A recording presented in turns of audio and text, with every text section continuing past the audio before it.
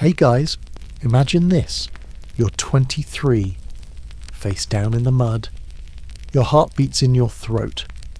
There's a rifle under your chest and a bullet with your name on it somewhere out there, just waiting. You haven't moved in 6 hours. You can't. Not if you want to live. The sun is behind the clouds, but you still sweat through your wool uniform. There's barbed wire 20 feet in front of you. Behind you, trenches, artillery, rot. And under you, a corpse from yesterday, still warm when you got here. Now just part of the scenery. You're not a soldier anymore. You're not even a man. You're bait with a scope. This isn't a mission. It's a sentence. Welcome to the Western Front. World War I, 1917. If you want more stories like this, stories that remind you how strange and brutal history really was, hit that like button. Subscribe. It helps more than you know. Now, close your eyes. You're not in your room anymore. You're lying in the mud, in the quiet. And someone out there is already watching you through a scope. It's time to breathe slow. Because if you breathe too loud, you die. You don't move. Not because you're disciplined. Not because you're brave. You don't move because if you do, your face might explode. There's a German sniper out there. Somewhere. You haven't seen him, haven't heard him. But you know he's watching. Because 15 minutes ago, the guy next to you, Jenkins, scratched his nose. Now, Jenkins doesn't have a nose. You're lying belly down in something that used to be a pasture. Now it's just wet clay, shell holes, shredded barbed wire, and dead men you don't have the decency to apologise to for stepping on. Your elbows hurt. Your neck's locked. Your ribs are pressed into the metal bolt of your rifle. You've been here for 3 hours. 3 hours staring at nothing but mist and misery. This is what they didn't tell you in training. They said snipers were elite, precision, pride, deadly.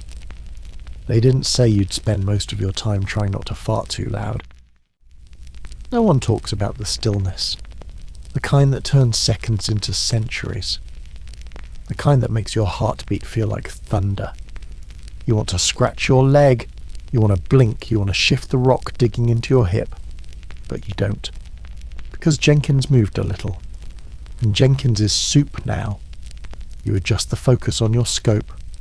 Nothing but grey, no movement, no flash. Just fog curling like ghost fingers across the wire. You try not to breathe too hard. Even that's loud out here. Your breath makes little clouds in the air. You watch them drift, dissolve. You wonder if they're visible to the guy aiming back.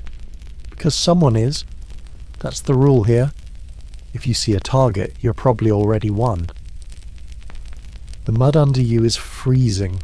It sucks at your uniform like it wants to swallow you whole. And honestly, you wouldn't mind. Your stomach growls, you ignore it. The rations are back in the trench, probably soaked. You've had the same biscuit in your pocket for 3 days. You don't dare eat it.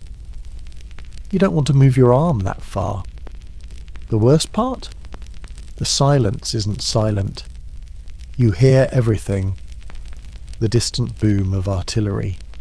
The squelch of something wet moving under you, rat or corpse, take your pick. The whisper of wind shifting through ruined branches like bones clinking together. Every sound becomes a question. Is that a footstep? Is that breathing? Is that the guy who's going to kill me? You adjust your cheek on the rifle stock. Pain shoots through your jaw. Doesn't matter. You're not here for comfort. You're here to wait. To stare. To maybe shoot someone who never saw it coming. That's your job. Glorified murder from 50 meters. And when you finally do pull the trigger, when you send that piece of lead screaming across the field into another man's face, no one will know. There's no announcement, no medal, just a body collapsing like a puppet with its strings cut. And you stay put, because if you move too fast, you're next. You start scanning again. Slow, controlled, left to right. Through the scope, everything looks like a threat. A helmet left on a stick. A shadow that wasn't there 10 minutes ago. A glint that might be sunlight. Or a scope aimed right back. You breathe. Not deep. Just enough. You've learned the rhythm now. Hold breath. Scan. Exhale. Repeat. You don't shoot unless you're sure. Because the moment you do, you're exposed. Muzzle flash gives you away. And muzzle flash is a death sentence. So you wait. You let your eye dry out behind the scope. You let your muscles scream. You let your thoughts wander, but not too far. You think about your name, whether anyone back home would recognize it on a telegram. You think about your boots. They used to be new. Now they're stiff with mud and blood and days-old sweat. You think about the guy you're supposed to kill. He's probably just like you. Young, cold, hungry, scared. Lying still in some other crater staring back. And you both know only one of you gets to go home with 2 eyes. Something moves. Barely. Just a twitch. Your scope freezes on the spot. Could be nothing. Could be something. You breathe in. Hold. Your finger finds the trigger. But you don't shoot. Because you're not sure. And out here, guessing gets people killed. You keep watching. You count your heartbeats. 1, 2, 3. Still no movement. You let out the breath. Feel your lungs creak like old floorboards. Then another sound. Soft. Behind you. You freeze. It could be a rat. Could be Harris. Could be the guy who saw you first. You don't turn. You don't speak. You listen. Then a whisper. Still breathing? It's Harris. Thank God. You grunt once, that's enough. He lies down next to you. Doesn't say a word after that. Because he knows the rule too. Talking is for the lucky. Moving is for the dead. And you're a sniper. Which means you don't live. You wait. And the longer you wait, the more it sucks to be you. You're back in the trench now, and somehow it's worse. You thought no man's land was hell. Open sky, mud, bullets, death. But at least it was honest. The trench? It lies to you. It says you're safe. It says come rest, like it's a friend. But you know better. This isn't safety. It's a coffin someone forgot to bury. The walls are collapsing. Water up to your shins. Rats thick as shadows, bold as generals. They don't run from you. They stare back, fat, wet, arrogant. One scurries over your boot as you settle into the firing nook. Doesn't even flinch. You don't either. You're long past flinching. Your spot is dug into the corner of the trench. It's technically elevated, which just means the mud is a little less suicidal there. You're told this is the sniper's post. High value, strategic. It's a half-rotted wooden crate nailed into some sandbags and lined with old wet sacks. Luxury seating, if you were a corpse. You sit down carefully. Try not to slide. Doesn't work. Your butt hits cold wood. Your back hits colder dirt. Someone shuffles past behind you, boots squelching with every step. Probably Jenkins' replacement. No one uses names anymore. Just him or the new one or the guy who's about to die. You check your rifle. The bolt's sticky. Of course it is. Last time it jammed, you nearly ate a bullet for your trouble. You clean it with the corner of your scarf. The scarf smells like old blood and bad soup. Everything smells like that here. Above you, artillery moans. Far away. Not your sector yet. You hope it stays that way. Harris crouches beside you, chewing something that might have once been bread. He tears off a piece and hands it to you. You stare at it. It's damp. Crumbly. Probably mouldy. You eat it anyway. Because taste stopped mattering somewhere around week 2. He mutters, "You hear about Wilkins?" You shake your head. "Went out last night. Scout mission. Never came back. They say he stepped in a crater. Fell right into a pocket of gas." He doesn't finish the sentence. Doesn't have to. You picture it anyway. Sinking. Gasping. That weird wet hiss in your lungs. Mustard gas doesn't kill quick. It kills poetic. You cough like your body wants to prove a point. Spit. Mucus. Maybe blood. You wipe it on your sleeve. Harris doesn't react. Neither do you. There's a man 30 feet down the line singing quietly. Something off-key. Something about home. A whistle from the officer cuts him off. Then silence. You hear the water dripping from the trench wall. A rat squeaking under the boards. Someone farting 5 meters down. And through it all, that low, wet breathing of the earth. It doesn't want you here. You can feel it.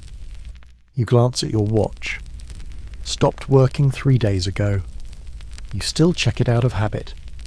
A reminder that time still exists. Somewhere. You lean back against the wall and close your eyes. Not sleep. Not even rest. Just pause. And then footsteps. Fast. Wrong rhythm. Panic rhythm. You snap up. Finger on trigger. It's the runner. Mud from ankles to eyebrows. He slides into the trench like he's being chased by his own shadow.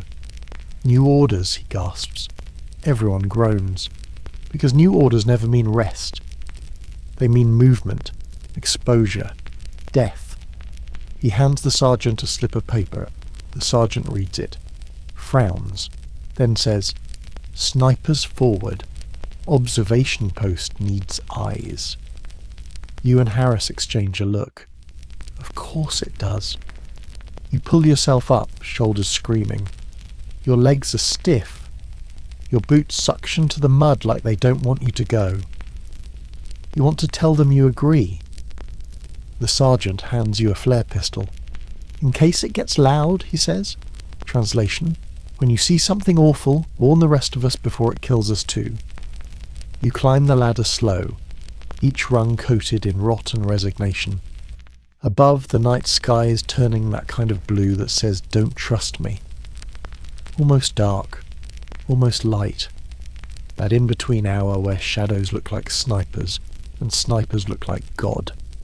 You cross the duckboards. Each step a gamble. Step wrong. Fall into water that doesn't care about your rank, your training, your dreams. Just swallows you whole. You reach the forward post. It's barely a sandbag wall and a rotted periscope. You lie down, set your rifle on the edge. Peer through the sight. The field is empty, but it's never really empty. It's just pretending. You scan slowly, left to right, up to down. You know the drill. You know what to look for. A flash of movement. A shadow where there wasn't one. The faint glint of glass.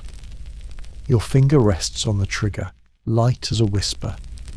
Behind you, Harris settles in with his binoculars. Neither of you speak, because you know how this works. This is the worst seat in the trench. But it's also the only one where you can see what's coming. And what's coming is worse than silence, worse than rats, worse than cold. It's a man like you, somewhere out there, with a rifle and the same job. The scope is lying to you. You know it. You feel it. But you keep looking anyway. because it's the only thing between you and the enemy, between you and death, between you and another mistake you won't get to learn from. You're lying prone behind a lip of dirt and shredded sandbags. You've already slid halfway into a crater full of frozen water and rotting canvas. You haven't blinked in over a minute. You don't want to miss anything, but your eye is burning, because scopes like people aren't always honest. There's a haze in the lens today. Not fog, not smoke, just war. Grime, mud, condensation. The breath of 100 corpses soaked into the air and now smeared across your vision. You wipe the lens with your scarf. Smudges it worse. You curse, low and slow. Harris whispers, "You see anything?" You don't answer, because you don't know. You think there's movement by the tree line. A flicker, a twitch. Could be a German. Could be a bush in the wind. Could be a shadow remembering what life used to look like. The scope says maybe, but maybe gets you killed. You shift your weight. The mud under your hip lets out a grotesque slurp. The sound echoes louder than it should. You freeze. Stillness is safety. Movement is a question, and questions out here get answered with bullets. You focus through the scope again. It warps the landscape. That's the other thing they never told you. Scopes don't just magnify. They distort. Make near look far. Far look near. Make a cow skull look like a helmet. Make a reflection look like intent. You fired before once, maybe twice. One confirmed, one not. The first one dropped like a rag. No movement. Just a twitch and gone. The second? You still don't know. You saw the glint. You fired. The scope jumped. When you looked again, nothing. You tell yourself you missed, but the truth is, you're not sure. Maybe you hit a rock. Maybe you hit a man. Maybe you hit someone who looked up at the sky just in time to see his last second rush in at 800 meters per second. You'll never know. And that's the sickness. The thing that gnaws at you between watches, because the scope doesn't confirm, it just moves on. You see a shape now, close to the edge of a ruined barn. It leans, slightly, wrong angle, could be nothing, but it wasn't there an hour ago. You centre the crosshairs, breathe in, hold, heartbeat slows, trigger finger tightens, then the breeze shifts, and the shape moves not away. It collapses, like someone else took the shot. Your eyes go wide. You scan, fast, too fast. Where? There. A glint. Top of a ridge. You drop your head instantly. Too late. A round smashes into the sandbag 6 inches from your skull.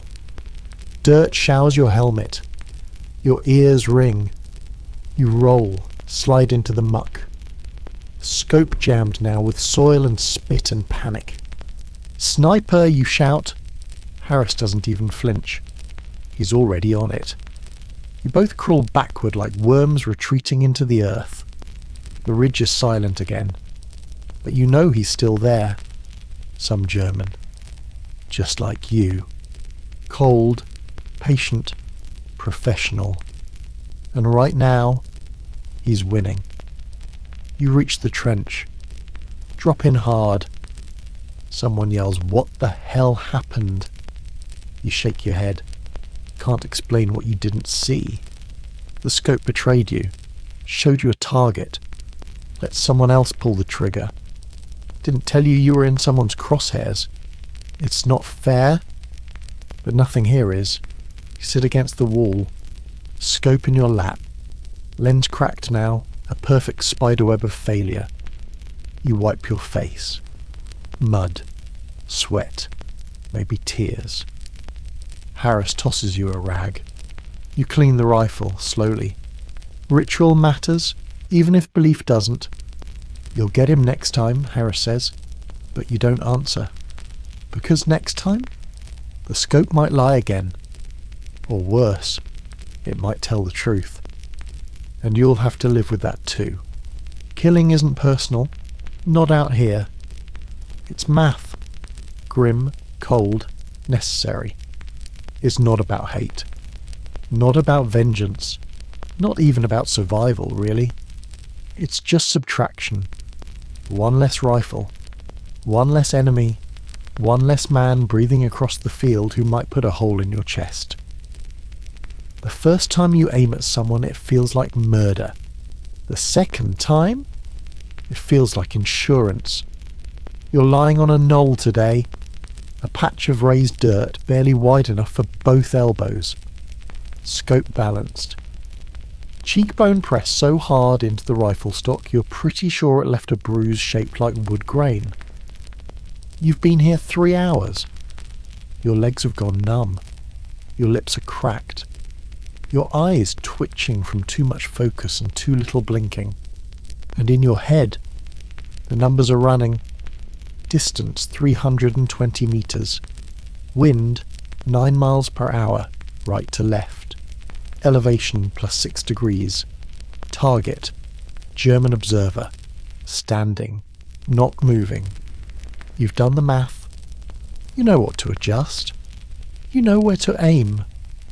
You know what will happen when you pull that trigger. You even know how long it'll take the round to reach him. Half a second, less. He's standing on a parapet, looking through his binoculars, probably trying to calculate your trench's distance. Irony's funny that way. You exhale slowly. Trigger prepped. Then you stop. Not because you're scared, not because you're unsure, but because you're thinking about something that doesn't belong here. His mother. You don't know why.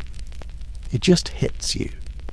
You picture her in a kitchen somewhere in Bavaria, making bread, worrying about the telegram, wondering what kind of coat to send for the winter. You shake the thought out of your skull like a drunk trying to stay upright. You realign the crosshairs. You remind yourself, this is subtraction. He's the X in the equation. Remove X, solve for silence. You squeeze the trigger. Pop. Not a bang. Not a roar. Just a tight mechanical snap, like opening a wine bottle in hell. Through the scope you see it. The hit. He jerks. Drops. Doesn't even scream. One frame he's a man, next frame he's a fact. You watch the binoculars tumble off the parapet, metal and glass hitting dirt like bones in a coffin.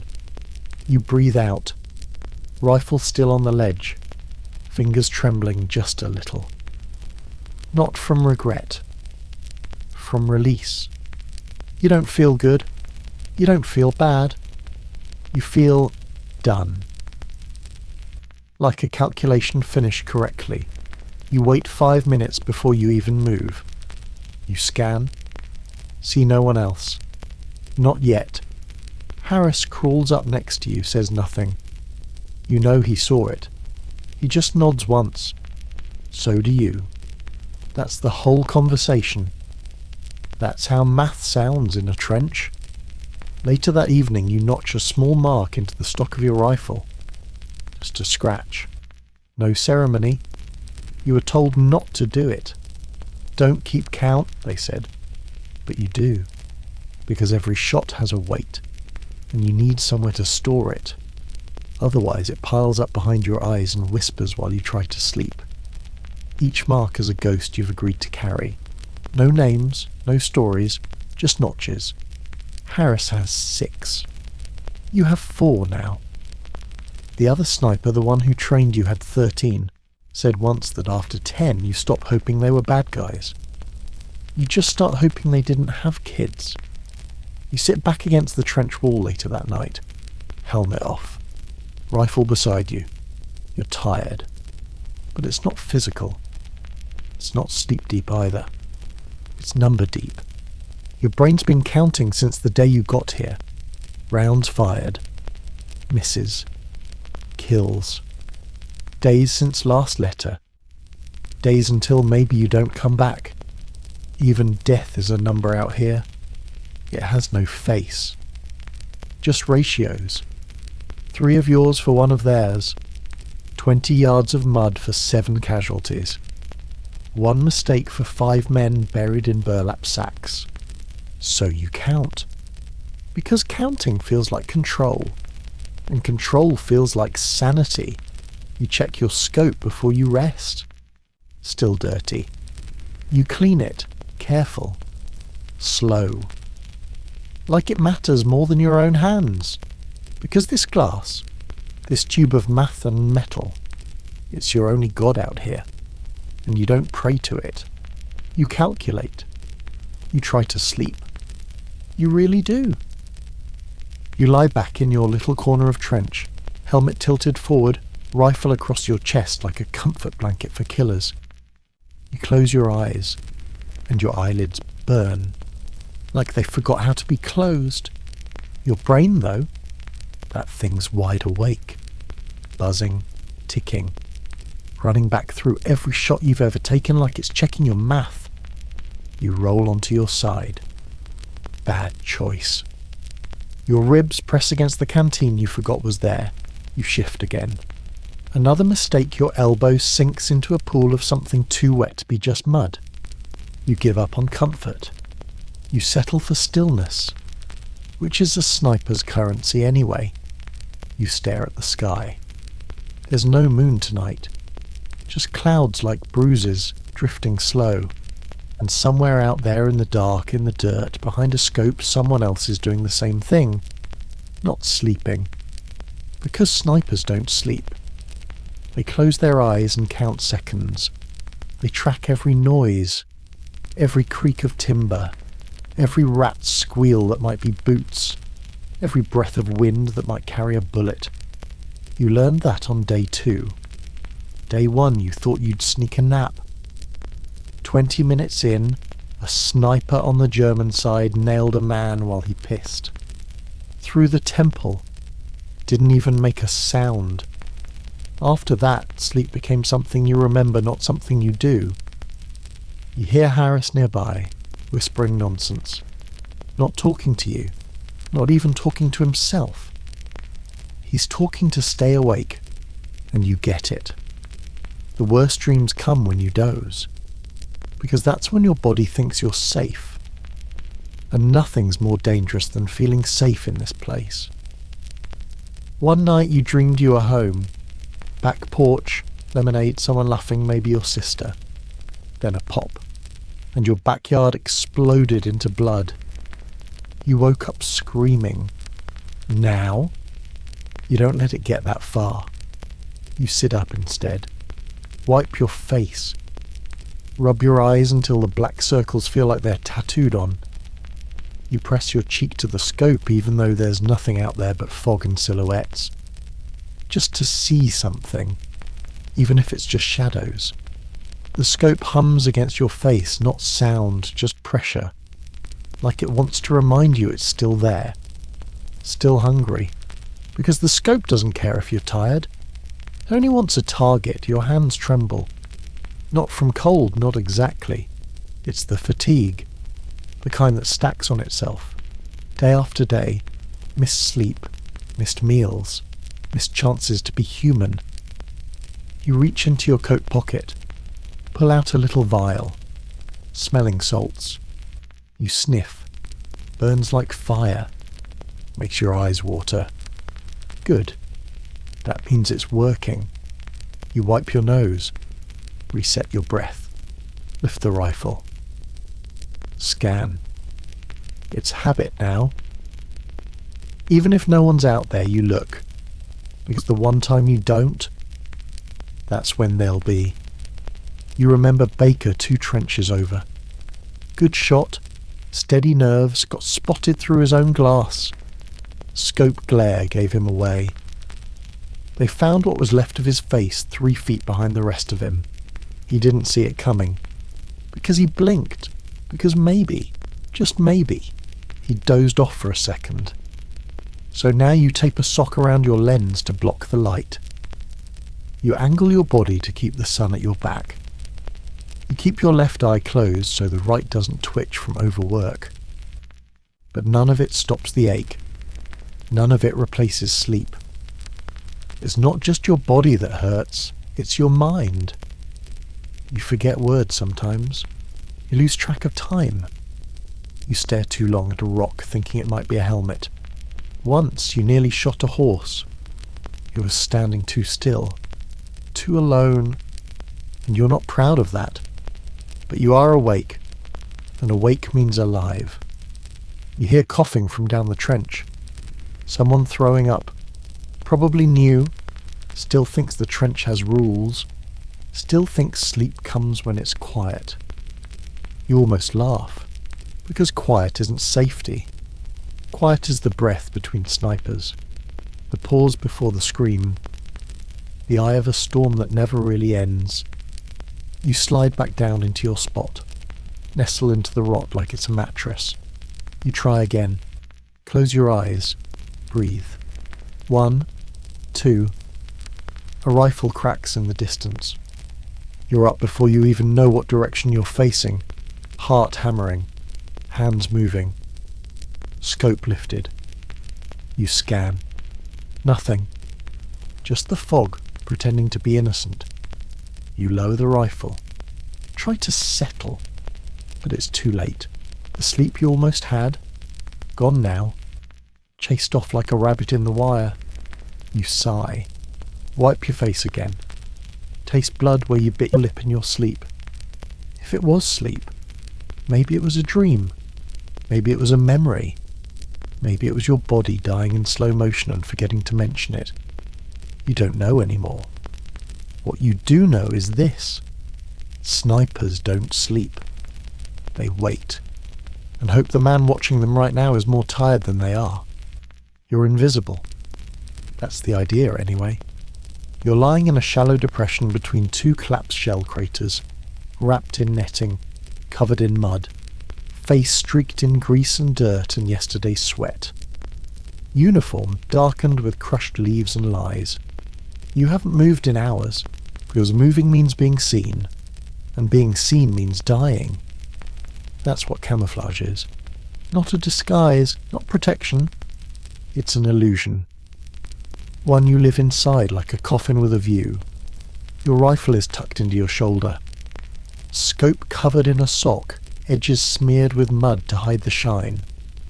The barrel is masked with wrapped twine and dried grass. Even your gloves are smeared with charcoal to mute the skin. Everything about you screams nothing to see here, which means everything about you could get you killed. Because the second they notice the way that one clump of grass breathes, you're gone. No warning, no drama, just a puff of red mist and an unfinished breath. Camouflage doesn't protect you. It just buys time, and time is already running out. You feel the tick of a beetle crawling up your calf. You don't move. It reaches your thigh, still nothing. You tell yourself it's part of the job, that if it bites, that's better than a bullet. Eventually it moves on. You don't even sigh. The wind shifts. Your grass covering flutters slightly. You grit your teeth, because even the wind wants you dead. Your eye flicks to the left. Just a sliver of motion across the field. Maybe 100 meters, maybe more. A shadow shifting against the backdrop of blown-out trees and upturned soil. You adjust, slowly, 1 millimeter at a time. Scope up. Crosshairs centered. There. Something. Could be a man. Could be a tree with ambition. Could be your own exhaustion trying to trick you again. The trouble with camouflage is that it works both ways. You try to look through his illusion while he tries to see through yours. It's like two ghosts staring into fog, waiting for the other to breathe wrong. Your finger rests gently on the trigger, not squeezing, not even pressing, just there, like a question waiting for an answer, but nothing moves. No confirmation, no shot. Just your own breath fogging the inside of your scarf. You pull back, barely. The world beyond your scope feels too bright now. Too loud. Too real. You blink. Try to reset. Try to remember you're still a person. That doesn't help. Because people move, and you can't. You itch under your collar, the netting is damp. Smells like mould and old socks and worse things. Your chin rests on cold steel. You've stopped noticing how hard it is. It just is, part of the price. The price of pretending to be Earth while hoping you don't become it. You hear something, then distant footsteps. 2 men maybe, marching slow, talking low. Germans. You hold your breath, not out of fear, out of strategy. Your breath is white in the cold. One exhale too high and it could give you away. They pass within 50 meters, laughing. One of them lights a cigarette. You consider it. 1 shot, 1 flash. 2 kills maybe, if you're fast, but you don't take it. Too risky, too exposed. And besides, if you shoot now, you have to move, and you don't know what's watching from beyond that tree line. So you let them go. You don't get a medal for that. You don't get anything. Just the knowledge that restraint kept you alive. Maybe the sun begins to set. Shadows stretch long across the dirt. Your camouflage stops blending and starts betraying. Because in low light the brain sees patterns, even false ones. And if your shape matches a pattern they weren't expecting, you get the bullet meant for someone else. You flatten your body deeper into the mud. Let the wetness soak into your ribs. It's not just camouflage now. It's surrender. To the earth. To the war. To the silence. Camouflage teaches you something no one at training camp ever said out loud. If you're doing it right, no one will remember you were there. Not even you. Because becoming invisible means becoming forgettable. You blur into the trench. You disappear into the brush. You fade behind scopes and stories and silence. And maybe, if you're lucky, you go home with a name still attached to your face. But for now, you lie still, covered in filth, breathing like a ghost, staring through a dirty lens, waiting for a mistake that isn't yours. Because camouflage, it's not just concealment, it's a promise you make with death. Not today. It's not glamorous. It's not heroic. It's not the kind of thing they put in the posters. But your best friend out here? It's a hole. Not a trench. Not a bunker. Not some glorious foxhole with a commanding view and sandbag fortifications. Just a hole. In the dirt. Dug by hands that shook the whole time. Sometimes by you. Sometimes by someone who didn't make it through the night. You don't care either way. You just need it to be deep enough to disappear.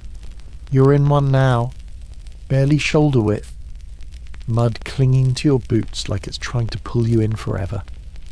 There's a dead tree root poking into your back, a spent shell casing under your thigh. You don't bother moving them. They're part of the furniture now. This is your hide, your nest, your coffin if someone up there gets lucky. It's not lined with sandbags or reinforced with wood. It's just soil. Soft enough to dig, hard enough to feel like it hates you. But it's yours. And more importantly, it keeps you low. That's the only word that matters out here. Low. Low is survival. Low is hidden. Low is still breathing when the sun comes up. You learned that quick. The first sniper they lost in your unit stood up to stretch. Hadn't moved in hours. Wanted to crack his back thought it was safe. It wasn't. They had to scrape his brains off the inside of his helmet. No one talks about it, but everyone remembers. You swore right then, never stand tall again. So now you worship the dirt. You make friends with the worms, shake hands with the roots, kiss the cold stone under your knees and say, "Thank you for keeping me alive."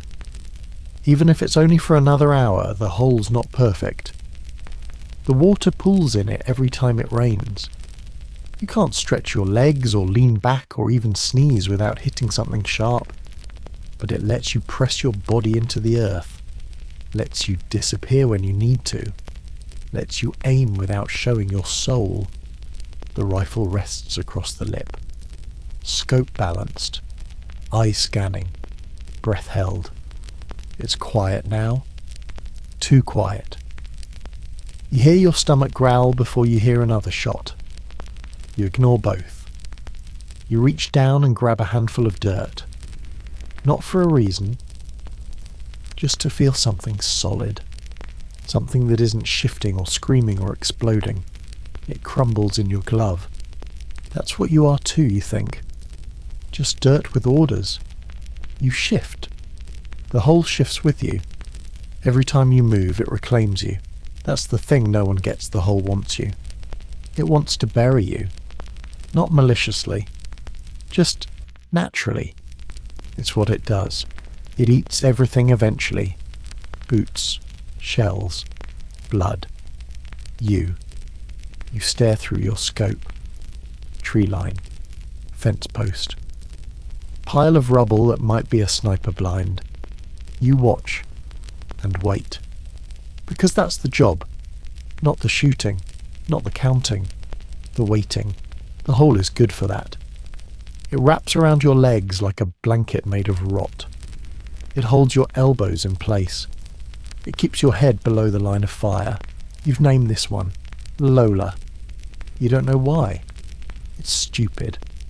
But you whispered it once, half asleep, half insane, and it's stuck. "Come on, Lola," you say now. "Keep me safe one more day." Harris thinks it's weird, but he doesn't argue. He has his own hole, calls it the apartment, says it smells better than his real one did. You both laugh. Not because it's funny, because it's the only sound that isn't terrifying. Later, an officer swings by. Not yours, just one of the many who float like ghosts across the line. He crouches beside your hole, peers down. "You alive in there?" You nod. He doesn't ask more. "Shelling might start up again after dark," he says. "If you're still in that hole when it hits, dig deeper." Then he walks away. That's the strategy. Dig deeper. Always deeper. You check the edge of your pit. Widen it with your shovel. Slow, quiet. A little more room for your shoulders. A little more space for the rifle to breathe. You feel a trickle of water slide past your ankle. It's always wet in the hole. You gave up on dry socks days ago. This morning a corpse floated up in someone's hide 20 feet from yours. No one said a word. They just helped dig a new one beside it. Because that's how it works. You don't get out of the hole. You graduate to a deeper one. Maybe with a wooden marker. Maybe not. But for now, this hole is home. This hole is hope.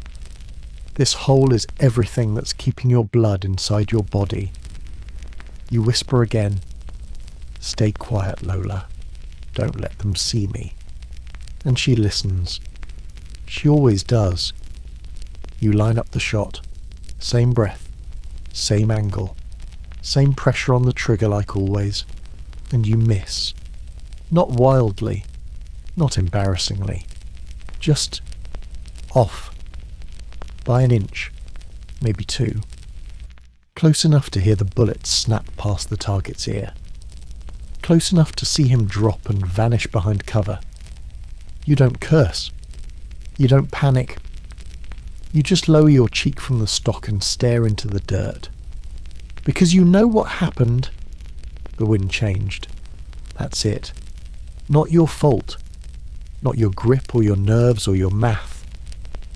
Just the wind. It shifted a degree. Maybe less. Didn't howl, didn't warn you, didn't even rustle the grass. But it was enough. And now the guy you were supposed to erase, he's alive. Probably telling his friends to spread out. Probably guessing where the shot came from. Probably already crawling toward a better angle to return the favour. Because out here, the wind doesn't just move leaves. It decides who dies. You blink. Breathe. Recalculate. The breeze is soft now. Left to right. 5 knots, maybe 4. You lick your finger. Hold it up like they taught you. Like it matters. Like your skin can outthink a battlefield. Harris whispers, "You want me to spot?" You nod once. He scans through binoculars. "Lost him," he mutters. Slip back behind the wreckage. You close your eyes, not to rest, just to picture the layout. Fallen wagon, cracked fence post, cluster of ruined barrels, no cover good enough to shoot from, not without risk, unless he's better than you. And maybe he is. That's what keeps you humble and alive. You shift slightly in the dirt. Check your scope. Recheck your chamber. Still loaded. Still ready. But that doesn't mean anything. Because readiness doesn't change the wind. And the wind? It doesn't care about training. It doesn't care about skill. It doesn't care how long you've been lying in this hole with your bones aching and your mind unravelling. It just moves, and you follow. You think about the shot you missed 2 weeks ago. Similar situation. Fog rising. Crosswind picking up from the left. You compensated. Fired. Hit the guy right in the throat. Didn't even twitch. You didn't sleep that night. Still don't know why. You should have been proud. It was a perfect shot. But the wind didn't help you that time. And that's the trick, isn't it? It only has to shift once to make you doubt every shot after. You scan again. Nothing. Not a twitch. The field is calm. Still. Deceptive. You press your face back into the scope. The view is too wide. Too quiet. It's a trap. Or it's a lie. Or both. You whisper, "Come on, give me something." But the breeze doesn't answer. It just curls over your shoulder, cool and indifferent. Maybe it's trying to warn you. Maybe it's laughing. Because the wind has taken more from you than bullets ever did. It's taken chances, certainty, control.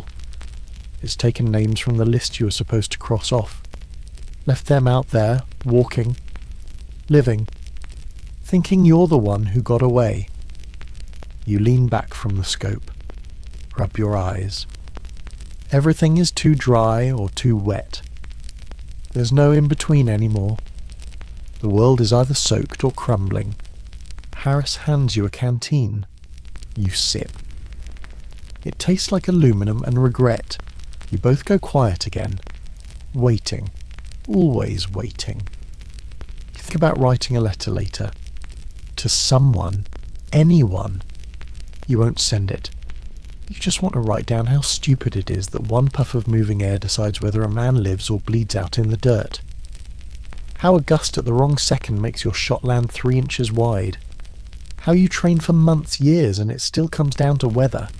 You almost laugh, but your mouth is too dry. So you go back to the scope.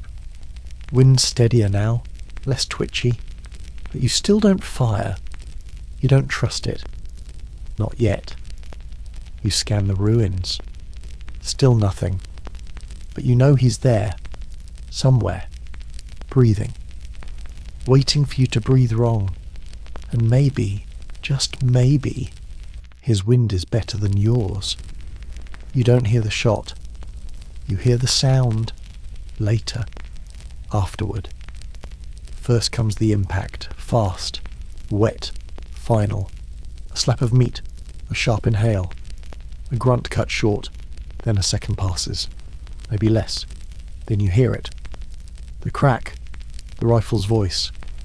Far off, cold, detached, like it's saying sorry.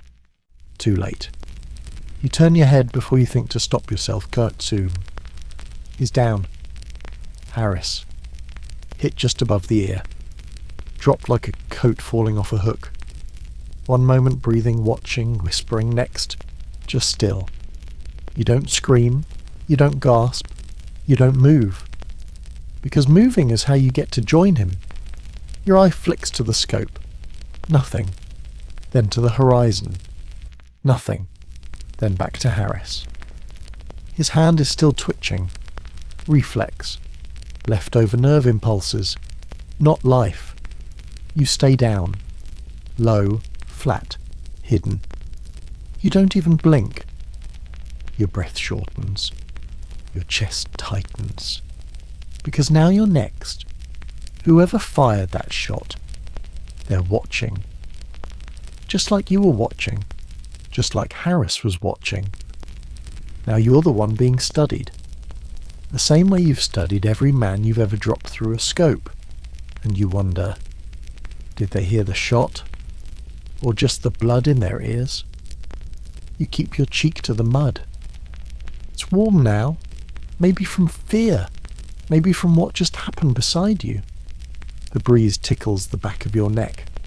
And you realise something you hadn't considered until now. You've never heard your own death. Not once. But you've heard dozens of others. Every shot that found its target, you weren't ready for it. They weren't either. And afterward, all you ever hear is the echo. That's the curse of the sniper. You're always a second behind the truth. You feel your jaw tightening. Your rifle is still in your hands.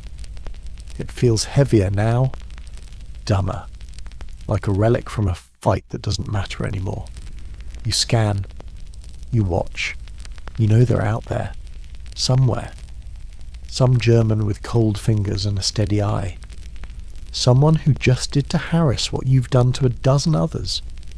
Someone who never even heard the kill he just made. Just the shot. Just the noise. Just the number. You hear footsteps behind you. Low, cautious. Another soldier crawling forward. He sees Harris. Sees you. Doesn't speak. Just drops beside you and readies his scope. You whisper, 2 o'clock, ridgeline. He nods. You don't even know if you're right, but it sounds good. You want to believe there's a logic to this, that the bullet came from a direction, from a man, from something you can find and erase. But the truth? Sometimes the shot doesn't come from anywhere. It just arrives, like weather, like bad luck. You inch your way closer to Harris's body. He's not warm anymore.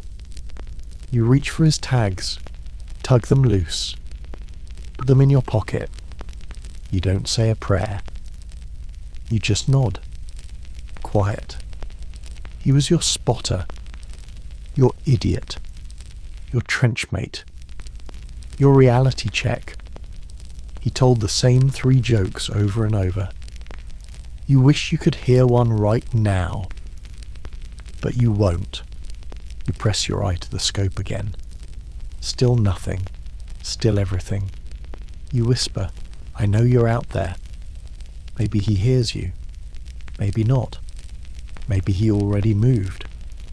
Maybe he's watching you line up nothing and smiling. Because now, you're in his game.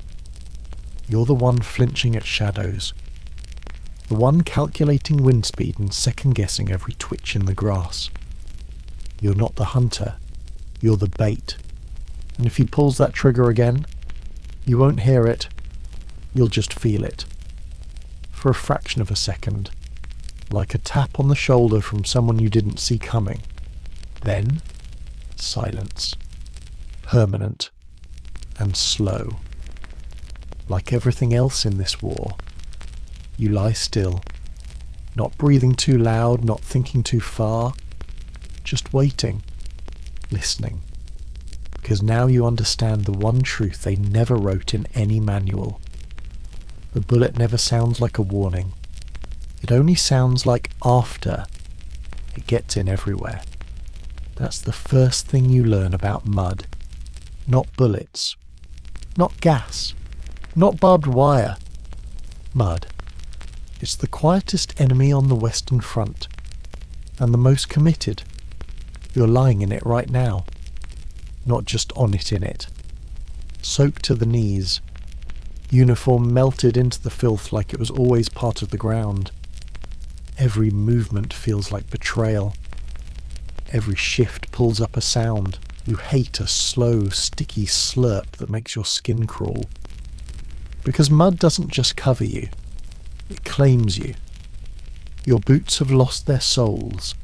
The leather's peeled open at the heel like an old wound. You tied them shut with spare wire and blind hope, but the mud doesn't care. It's already inside, sloshing between your toes, blistering your skin, turning each foot into a sack of infection and regret. You try not to think about your socks. You haven't taken them off in 3 days, partly because you're afraid of what's underneath, mostly because you know there's no dry pair left to replace them. You shift in your sniper hide. The earth groans. Your rifle slides in your grip, damp palms, slick bolt, cold steel that now feels organic, like the mud has started digesting it too. You wipe it with a rag. The rag is also soaked. Of course it is. There's no such thing as dry anymore. Everything here is wet. Not water wet. Not rain wet. Rot wet. You've forgotten what clean fabric feels like. You've forgotten what dry air tastes like. The trench smells like old meat and gun oil, and the mud preserves both like a curse. You once dropped a chocolate bar into it. Still ate it. Didn't even hesitate. That's what war does. Turns your pride into calories. Turns your dignity into fuel. You push your sleeve up. Your wrist is raw. The fabric has rubbed a ring of red around it. Almost looks like rope burn. You'd call it trench rash, but it's probably just early stage rot. The medic gave you cream for it 2 weeks ago. It's gone now. Stolen by rats, or melted in the rain, or lost in the back of your pack, which is also unsurprisingly caked in mud. Harris used to joke that we're all just dirt pretending to be people. He's not joking anymore. Now he is dirt. Buried in it, swallowed by it.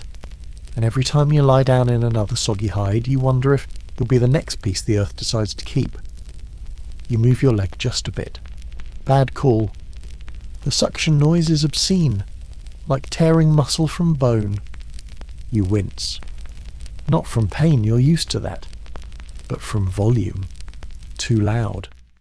A sniper hears that? Game over. And the other side has snipers too. You always forget that until a round skips off the mud 2 inches from your chin. You lower yourself. Splay your arms. Try to merge with the filth. Become one with it. You dig your elbows in. Dig your heels in. Feel the ground drink you deeper. It's cold. Colder than your spine. Colder than fear. You hate the cold. But you hate movement more. Because if the mud hears you, if it spits you out, that's when the bullets come. That's when the men across the field just like you, just as scared, just as still, notice the ripple in the surface and decide, that's the shot.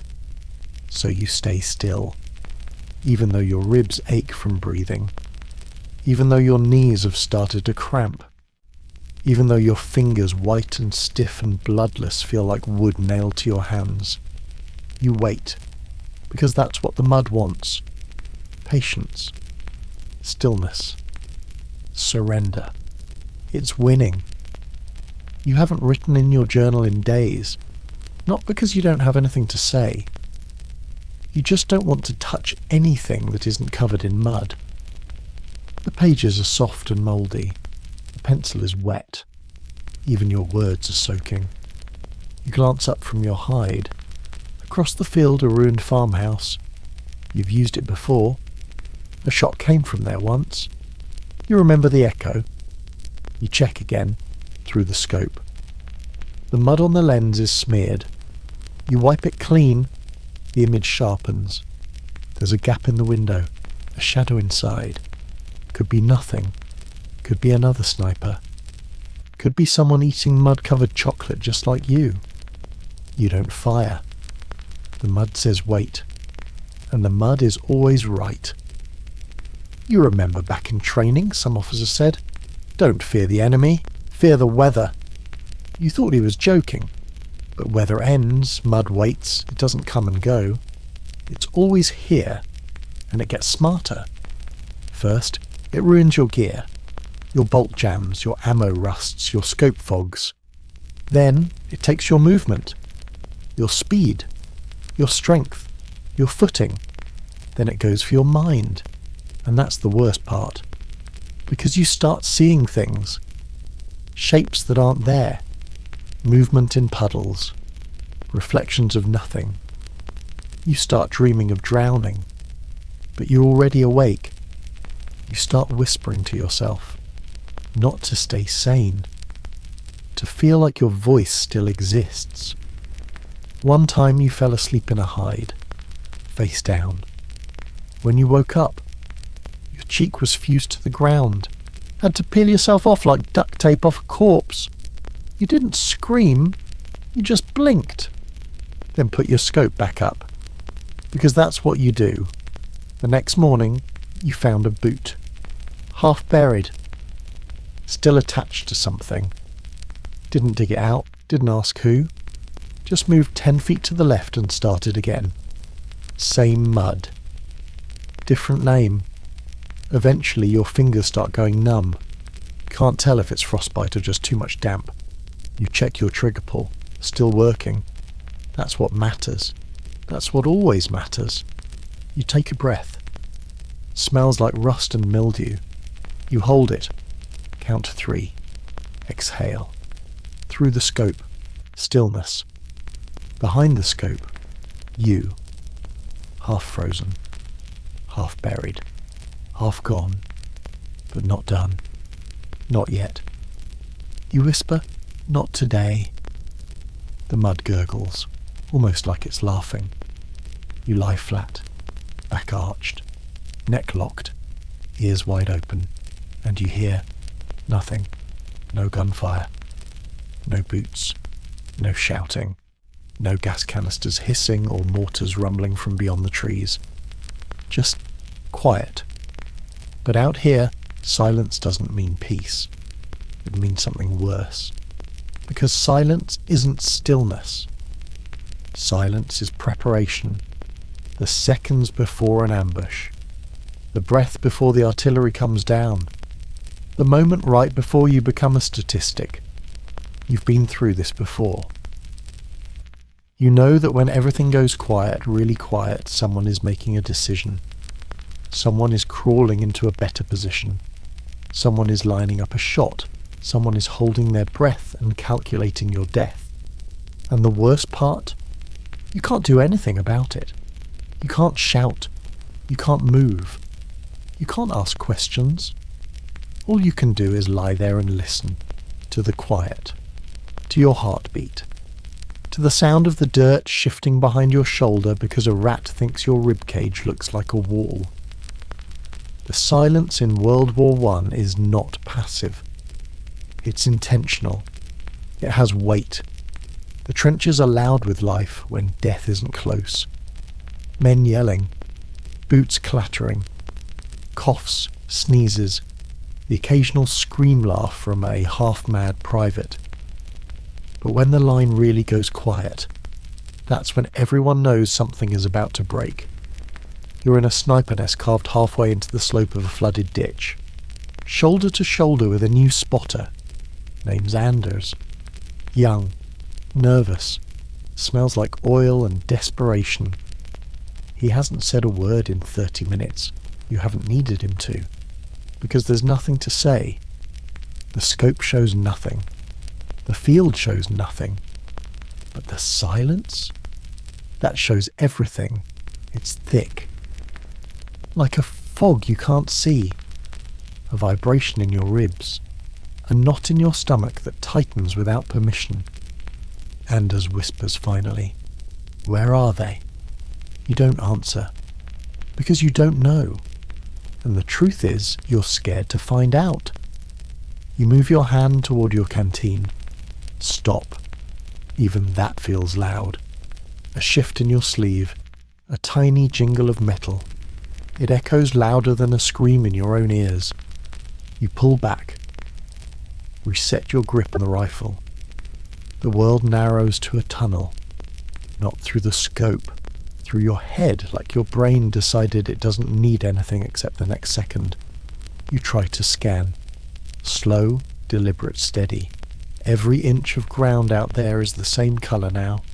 Brown, grey, dark green where life used to be. Your crosshairs sweep across a fence post. A crater.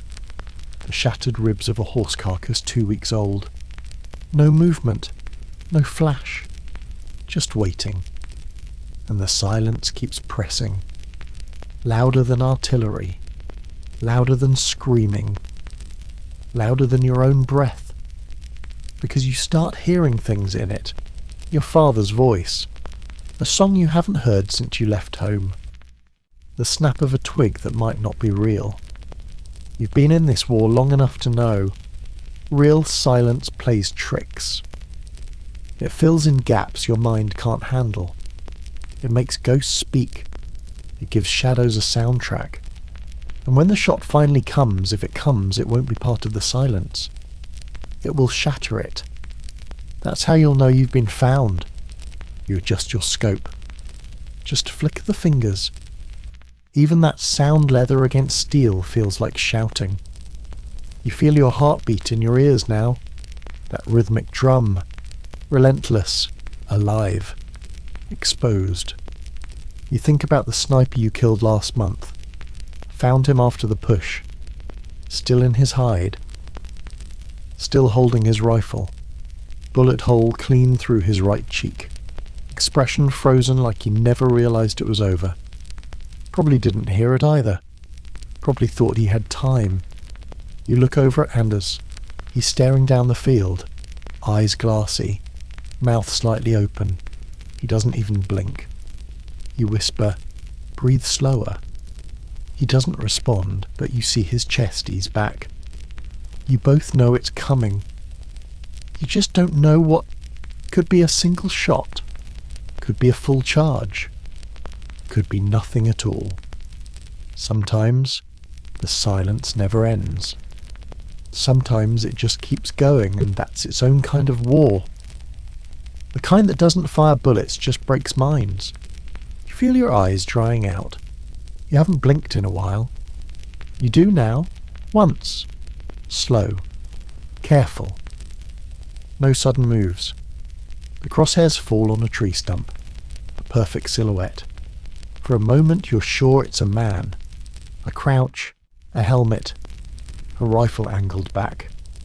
But it's not. You know that. You think you know that. You don't fire. You wait. Because the silence hasn't broken yet. And you're not going to be the one to do it. You think about sleep. About how long it's been. You can't remember anymore. 2 days? 3? There's no sunrise in silence. No sunset. Only slow shifts in the grey. You can't even tell if you're cold or hot. Your nerves gave up hours ago. You feel your jaw ache. You've been clenching your teeth. You ease it open. It pops. Too loud. You freeze. Wait. Nothing. The silence holds. You could almost cry from relief or frustration. You're not sure which. Anders shifts beside you. Barely audible. You glance. He's pointing. You follow his finger. The ruins. Edge of the church wall. Movement? Maybe. Maybe not. You raise your scope. Aim. Wait. Breathe. Count heartbeats. Nothing. Still nothing. The silence presses again. It's like a hand on your throat, a weight behind your eyes. And then, a crack in the distance. Not a shot. A branch? No. Too sharp. Too clean. Your scope jumps. You scan. A flash quick somewhere past the third crater. You turn back to Anders. He's still. Too still. Your throat locks. You whisper, "Anders?" No answer. You roll toward him. One shot. Right above the collarbone. No exit wound. Just hole where life used to be. You stare. Silence returns. Louder than before. The world spins. Not fast, just wrong. You go still again. Return to your position. Scope up. You keep watching. Because that's what snipers do. Even when the silence takes another one. Even when you're the only one left listening. Even when you know with a terrible certainty that your own breath is the last sound you'll ever hear. Because in war, the quiet doesn't mean safety. It means someone's already got their sights on you, and they're waiting for you to blink. You weren't always a sniper. You'll remember that. Some days more clearly than others. You were a boy once, then a recruit, then a soldier. Now, you're just a pair of eyes behind a piece of glass. The scope doesn't just show you them anymore. It shows you not your reflection exactly. Not your face. Something deeper. Something quieter. A sniper doesn't just use a scope. He lives inside it, and after a while the lines between hunter and hunted start to blur. Your gaze becomes your existence. Your rifle becomes your identity. You've spent so long staring through this tube of death, you can't even blink without thinking in crosshairs. And the longer you stare, the more it stares back. You remember the first time you looked through the scope and saw a man blink. Saw his breath fog in the cold. Saw the outline of his cheekbone, the dirt crusting his helmet. And in that instant, you weren't aiming at a German. You were aiming at yourself. At some version of you born on the wrong side of a border, wearing a different uniform, holding the same weapon. It rattled you. You still took the shot, but it stayed with you. Because you didn't just see him die. You saw what you looked like from the other side. Now every time you lower your eye to the scope, you wonder, what if he's doing the same thing? What if the man in his sights is asking the same questions? Does he feel his jaw tighten when the wind shifts? Does he say goodbye in his head before every trigger pull? Does he pray he misses? Or worse, hope he doesn't? The scope has a way of making things personal. At first, it feels like a tool, a calculation device. Distance, wind, drop. But after enough kills, it turns into something else. Not an instrument, a mirror. And the reflection it gives back. It's not you. It's the version of you that never left the hide, that never blinked, that never cried when Harris died, that never shook while cleaning blood off a cracked lens. It's the soldier you pretend to be. You shift in your trench-side hide. The barrel rests on a mound of frozen dirt. The scope gleams faintly under a patchy canvas wrap. You lower your eye again. Ruins, mud, a collapsed wagon, and a head. There, half covered. Helmet tilted at a bad angle. It could be a helmet on a post. Could be a man. You zoom in. The scope shows you detail, but not truth. It magnifies doubt. Is that movement? Or your own pulse shaking the frame? Is that a breath? Or just wind rippling the canvas? You wait. The scope waits with you, like it's daring you to decide. You hear footsteps behind you, someone checking your post. You wave them off, can't risk distraction, because this is the moment, the awful, heavy, final moment, where you look at the target and you see something familiar. His cheek twitches. There's dirt under his nails. His eye flicks toward a movement in the brush just like yours did earlier. And then you realise he's aiming too. He's in the same position, same posture, same rifle. You're mirroring each other. You both know it. You both see it. And you both hesitate. That's what war is in the end. A staring contest with death played in pairs. You could fire. You could end it. But so could he. So you wait. You measure. Not just wind speed or bullet drop. You measure his humanity. You wonder what his name is. What his handwriting looks like. Whether he was good in school. You picture him at a bar with friends. At a desk writing home. At a grave someday. Maybe yours. You think, if I don't shoot, maybe he won't either. But the scope doesn't blink. It just shows. Cold, clear, silent. You whisper, "Don't make me." He adjusts his rifle. And that's it. The agreement is broken. You fire. The scope jerks. You realign. He's gone. You can't tell if you hit him, or if he ducked, or if he fired too. You hold your breath. Count 5 seconds. Nothing. You stay low. Longer. After a full minute you exhale. Still nothing. The silence becomes a presence. The scope cools in your hands. And you wonder, if you'd hesitated a moment longer, would he have fired? Would it have been you? Would the scope be in his hands, now still warm? You pull back, wipe your face. You're not crying.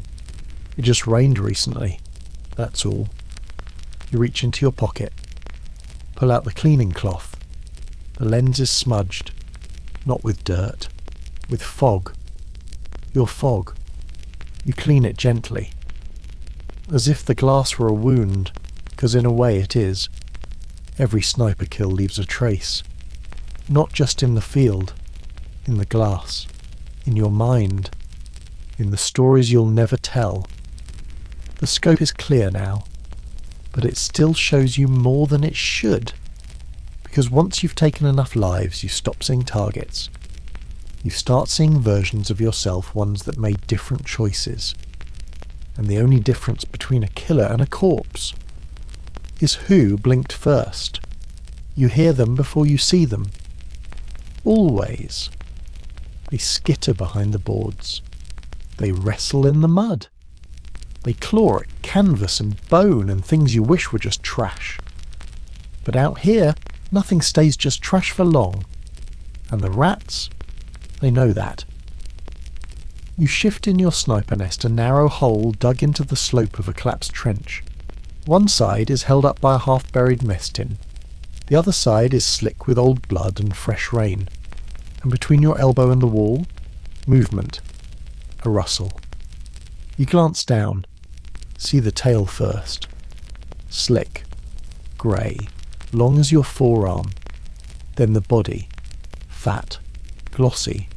Calm. It's not scared of you. It doesn't run. It just stares.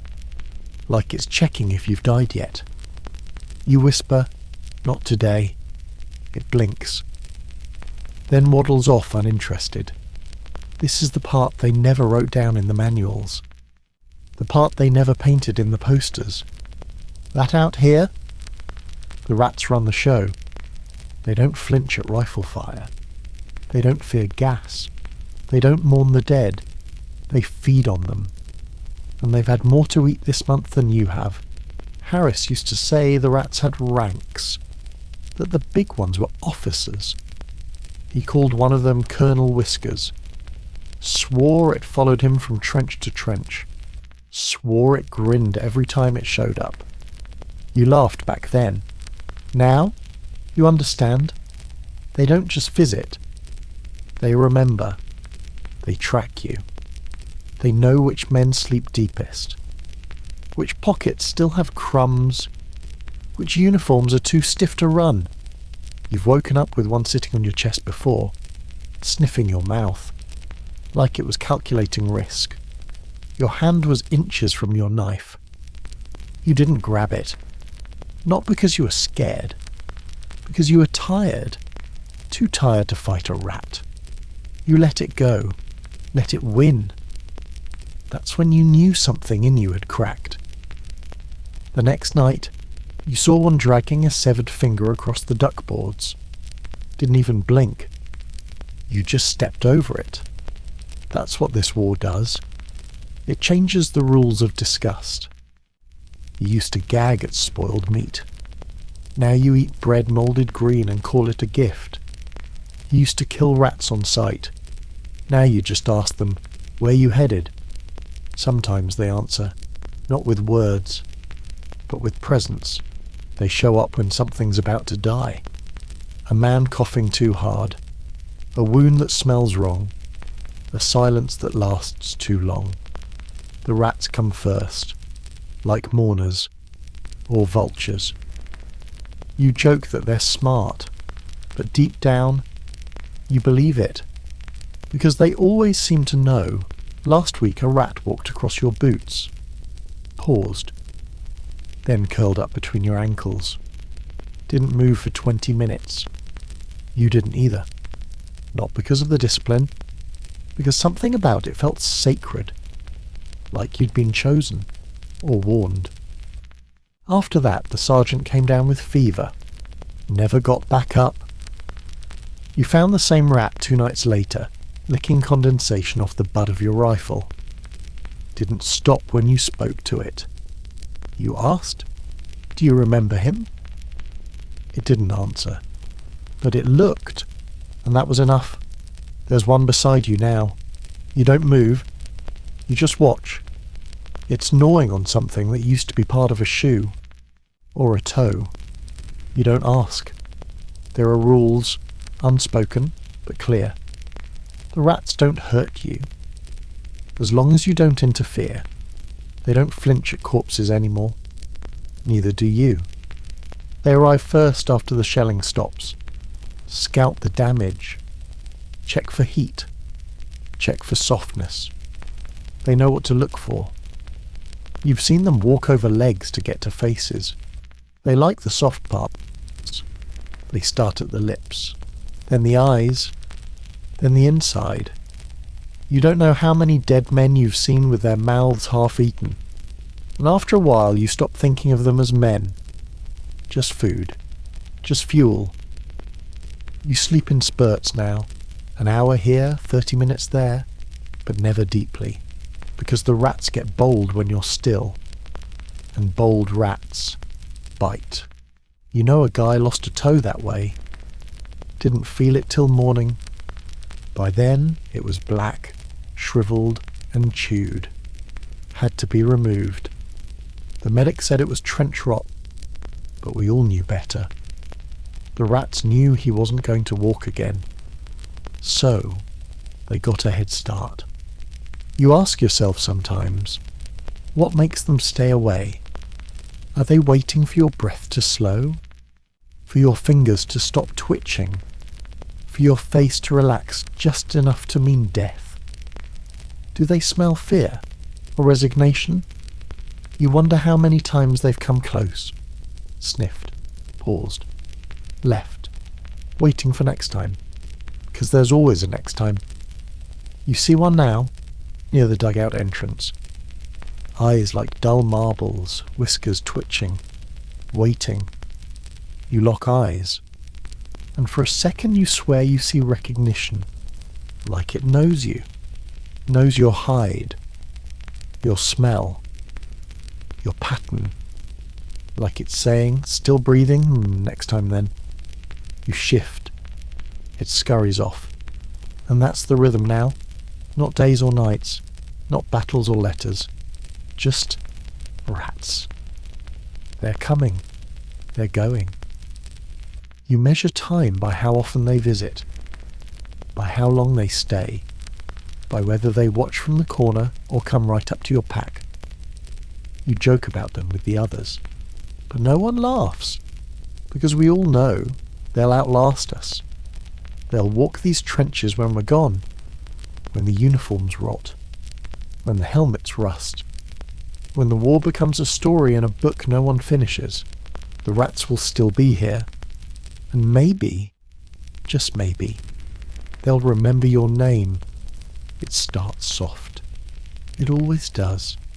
A whisper against the canvas, a tick against your helmet, a chill that slides down your back before the sky even opens. Then it grows. The wind shifts, the mud thickens, and the world becomes wet again. As if it was ever dry. You don't look up. You already know. It's raining. Again, for the 7th day, or the 10th, or maybe the 30th. You've stopped counting, because in this war, the rain isn't weather. It's a condition, permanent, unforgiving, indifferent. The trench is already soaked, water up to your shins, rising fast. The boards float. Your gear is submerged. Your pack sagged and sunk hours ago. You salvaged what you could: a tin of beans, a ragged photo of your sister, the last dry patch of tobacco. It's all wet now. You try to wring out your socks. Pointless. They've been wet for days. Your feet look like they belong to someone else. Swollen, cracked, grey. Skin peeling in sheets like old wallpaper. You don't even wince anymore. Pain has been replaced by something duller. Something slower. The rot. You felt it first in your toes, then your heels. Now your calves itch with something deeper than skin. The medic said it's mild trench foot. You laughed. Nothing's mild about this. He handed you ointment. Told you to change your socks daily. You asked where to find dry ones. He didn't answer. Just shrugged and moved on. Another man with a missing toe needed his attention more. You settle back into your hide. The rain doesn't stop. It's not just falling, it's caving in. The trench walls sag under the weight of waterlogged soil. The sandbags leak. The planks creak. And somewhere deeper in the line you hear the unmistakable collapse. Earth swallowing a dugout hole. You don't react. That sound doesn't scare you anymore. Not like it used to. It's just part of the rhythm now. Rain. Collapse. Scream. Silence. Repeat. You shift your rifle. The bolt is stiff. The chamber's wet. You strip it, wipe it down. Again. For the 3rd time today. The 4th, if you count before sunrise. You always forget if you counted sunrise. You mutter to yourself, wipe, oil, load, hope. That's your mantra now. Wipe, oil, load, hope. You should teach it to the new guys. If any last long enough to listen. Across from you, a young private leans against a sandbag wall. His eyes are closed. He's not asleep, just avoiding the rain. There's no roof over him. Just the open sky, cracked and pouring like a god-tipped basin. He mutters something you don't hear, then coughs. Then slides down the wall, boots sloshing into the rising trench soup. You know that's soup. It's not just water. It's piss, blood, oil, rot. Everything seeps down here. Everything mixes. Everything smells the same. You used to gag. Now you just breathe through your mouth and pray the typhus skips your name this time. You press your fingers to your temple. There's a rash forming behind your ear. The helmet strap rubs it raw. You tried padding it with cloth. It got soaked. Everything gets soaked. Even memory. You try to recall the last time it didn't rain. The last time you could hear your own footsteps. The last time you saw your shadow. You can't. The sky has been grey so long you forgot what colour it used to be. You check your scope. Fogged again. You wipe it. It fogs again. You wipe it harder. It fogs faster. You mutter something you don't repeat. Then you lower the rifle. Rest your head against the wood. The sound of the rain is constant now. Not just noise. It's language. It tells you when the air shifts. When the enemy is near. When the trench begins to move. You hear footsteps behind you. Slosh. Slosh. Pause. Another runner. Carrying a message from someone who thinks this rain will end soon. He slips. Falls. Doesn't get up right away. You don't move to help. Not because you don't care. Because you can't remember the last time you had the energy to care and survive at the same time. He groans. Then pushes himself up. Water streams off his coat.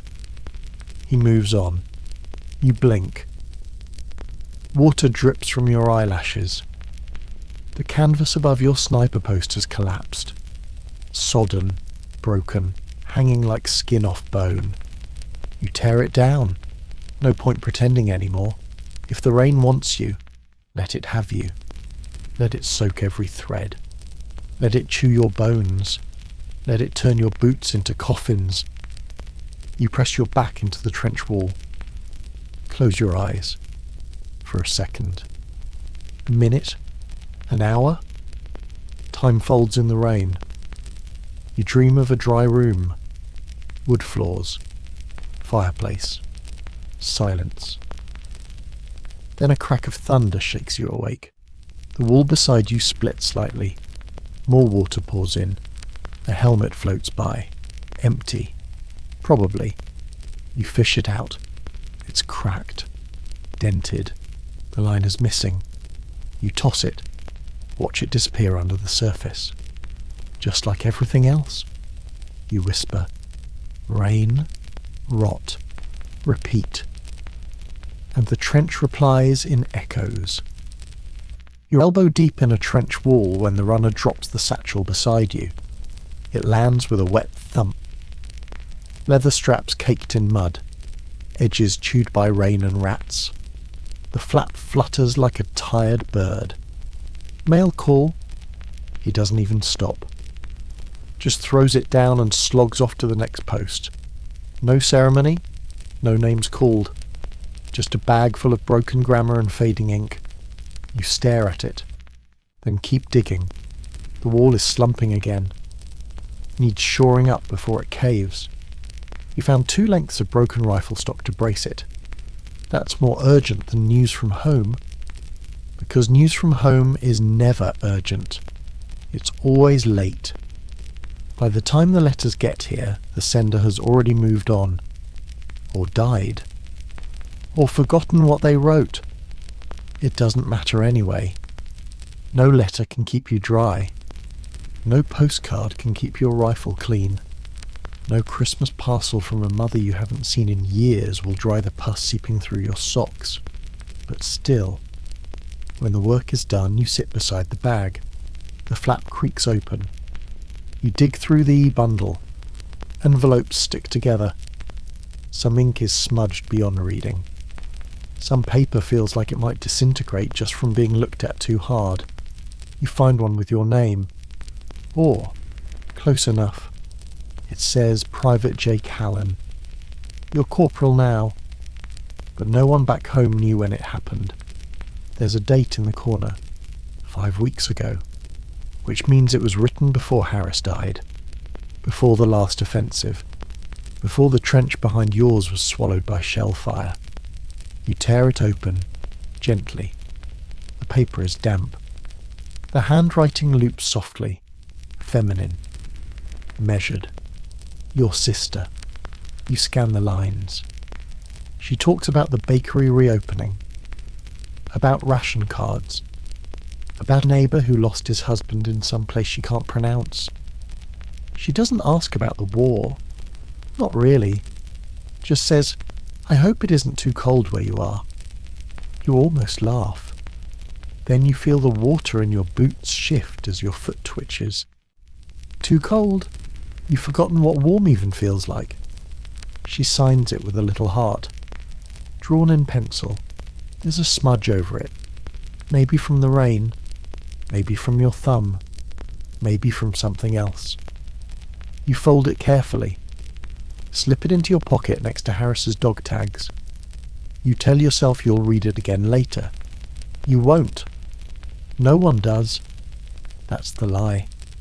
Letters get read once, then carried, then bled on, then buried. You see another letter tucked under the satchel's edge. This one's unopened. Marked. Return to sender. The name is familiar. Benton. You stiffen. Benton's been dead for 2 weeks. Fell into the latrine trench during a gas attack. No one could go in after him. You pull the letter closer. It's sealed. You stare at it. Then slide it into your coat pocket, just in case. Somebody should remember. The rest of the letters go untouched. Some are for men already gone. Some are for men who will be gone by the time the ink dries. That's the cruel trick. Letters never arrive on time. When you need them most, they're missing. When you've given up, they show up, bright-eyed and hopeful, like stray dogs that don't understand the house burned down. You used to wait for them, used to count days, used to watch the horizon for the courier line hoping he'd bring a folded piece of sanity. Now, you treat them like old coins, useless for spending, maybe pretty to look at, too heavy to carry.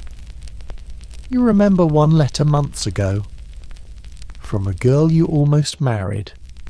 She'd written, "I miss the way your uniform looked when you left."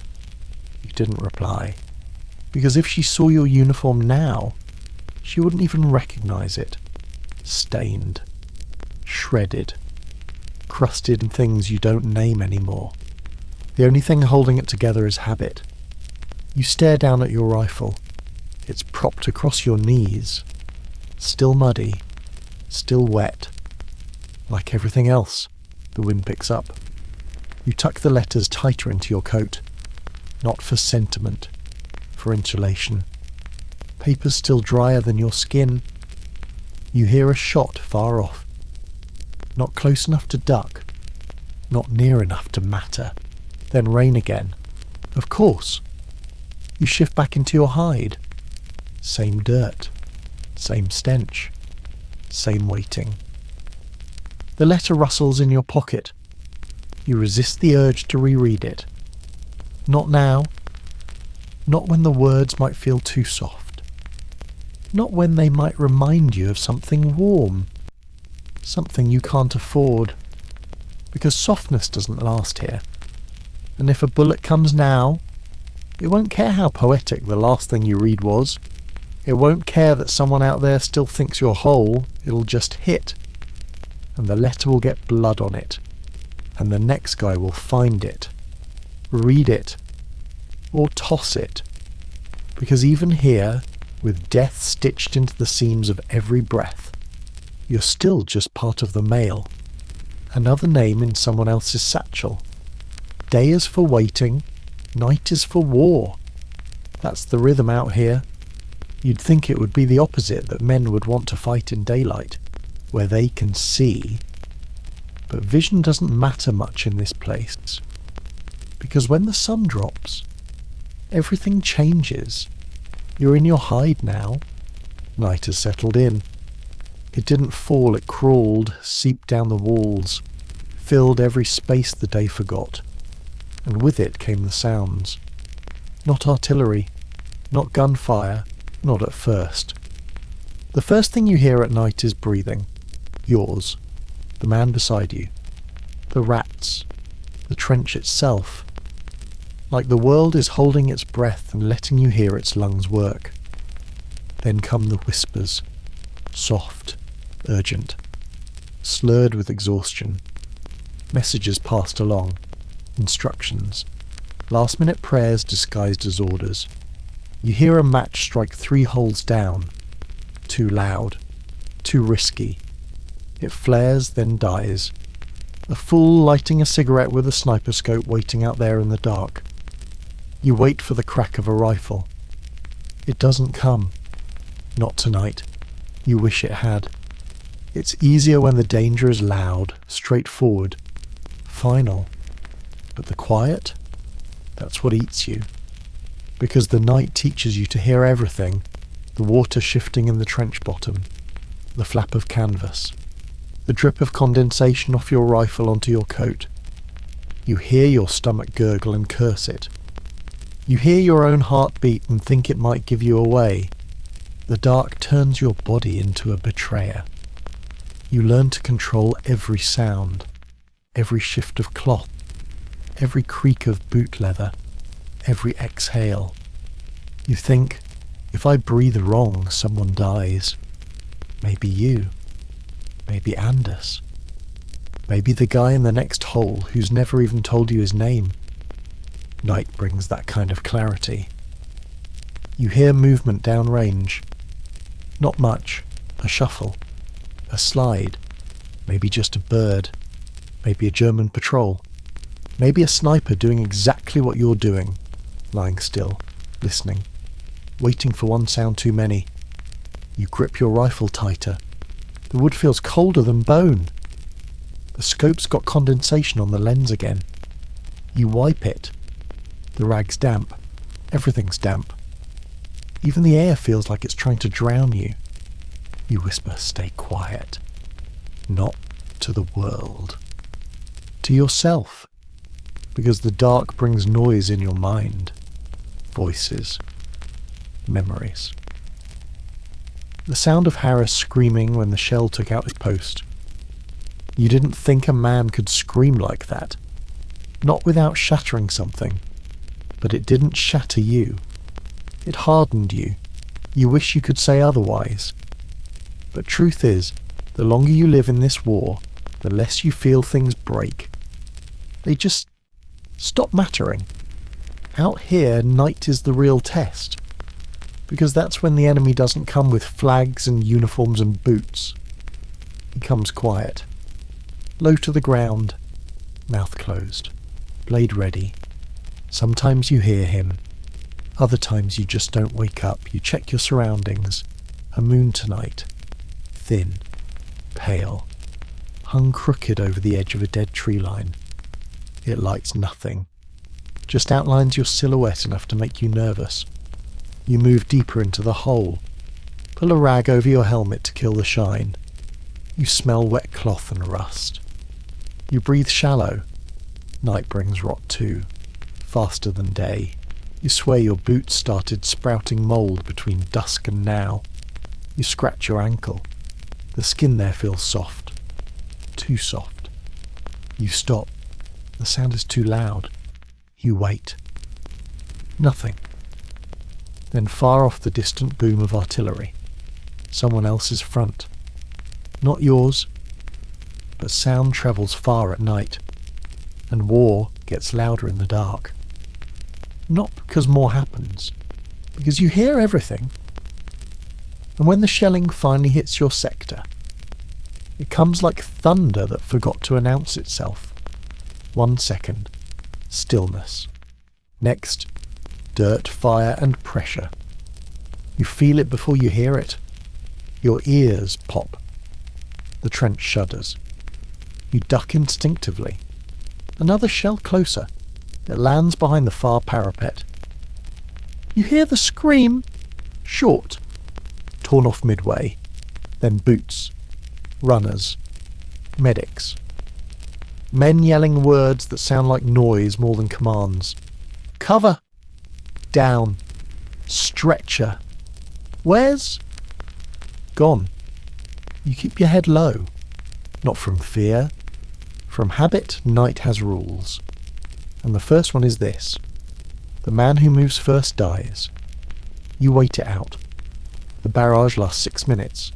Not long. Not short. Just enough. Then silence again. Not peace. Just a reset. You raise your head slowly, scan the horizon. No movement. But your ears still ring. Your chest still vibrates. Your blood feels too warm. You breathe. In, out. Count it. 1, 2, 3, 4. The night isn't over. It's only beginning. You've got 5 hours to go. 5 hours of crawling things. Of phantom limbs in the mud. Of whispered commands that might be dreams. 5 hours of slow, gnawing dread. But you've done it before. You'll do it again. Because that's what the dark teaches you. Endure. Or be replaced. You spot him at dawn. Not far. Maybe 90 meters out. Just over a collapsed ridge of sandbags and splintered timber. He's lying still. Rifle pointed. Scope glinting. Profile sharp. And for a second, just a second, you forget which side he's on. Because he looks like you. Same coat. Same frame. Same dirt smeared across his cheekbones. Same hollow under the eyes, the kind sleep doesn't fix anymore. He breathes in short, careful gasps, just like you do. And the scariest part? His hands don't shake. Neither do yours. It's like staring through a mirror that forgot which side you're on. You lower your head slightly, whisper to yourself, "Don't move, let him show something." But he doesn't. He's still. Patient. Perfectly camouflaged except for one tiny thing, a boot. Half exposed. It's not regulation British issue. German pattern. You focus harder. See the steel buckle. The shape of the scope. Different make. Enemy confirmed. But still, he looks like you. Your stomach turns, not from fear but from recognition. You've been watching him for 20 minutes. And all you can think is, what if he's thinking the same thing? What if he sees your outline? Your lens? Your boot print in the mud? And he's wondering whether he should take the shot. Maybe he's waiting to see if you move first. Maybe he's just as tired.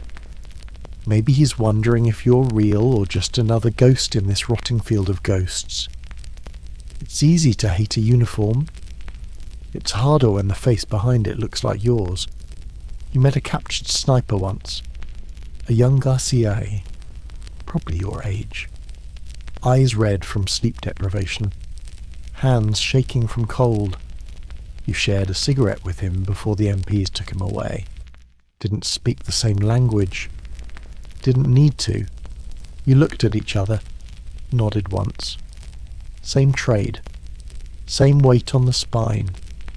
He didn't smile. You didn't either. There's no pride in being a sniper. Just precision. And silence. And memory. Lots of memory. You remember a French soldier young crawling across no man's land under heavy fire. His leg was broken. Still trying to drag himself back. He never saw you. You had the shot. You didn't take it. You still think about that moment. Not because it haunts you, but because it was the first time you saw someone who wasn't the enemy. Just another you, bleeding in a different direction. You look back through the scope. He's still there. Hasn't blinked. Hasn't shifted.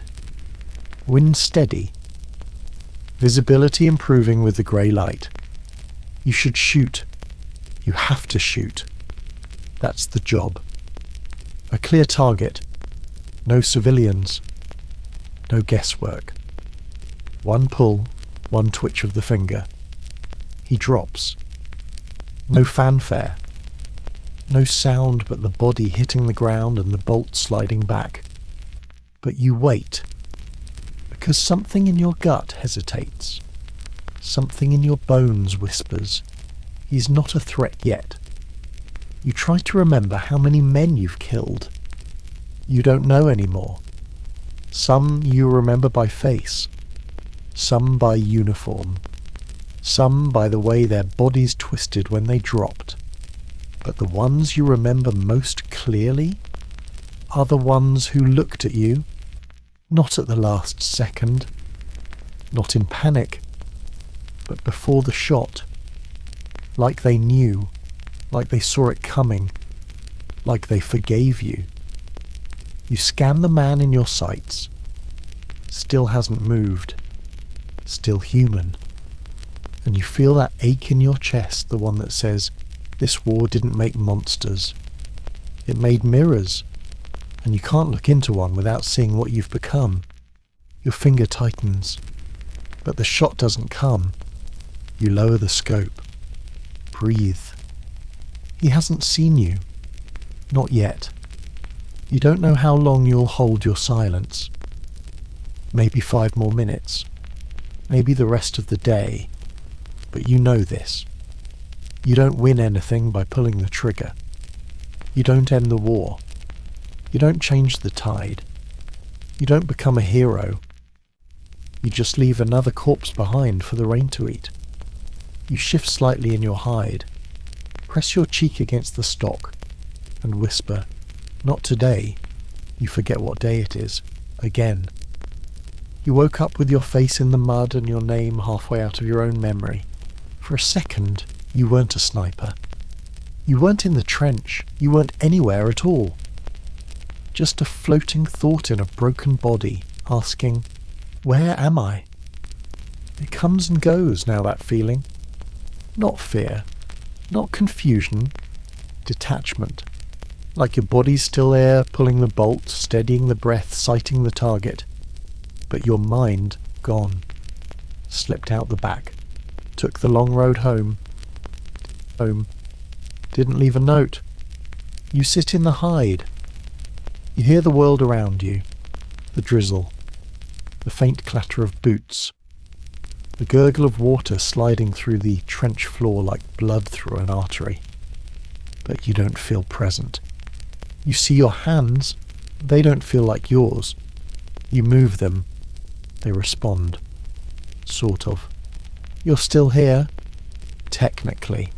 But only just. That's the part no one warned you about. That war doesn't kill you all at once. It kills you in pieces. First your sleep, then your appetite, then your memory. Then one day you look in the reflection of a dented mess tin and realise you left 3 weeks ago. Just didn't tell your body. You haven't spoken in hours. Or maybe it's been days. There's no one left to talk to anyway. And has got transferred. Or buried. You're not sure which.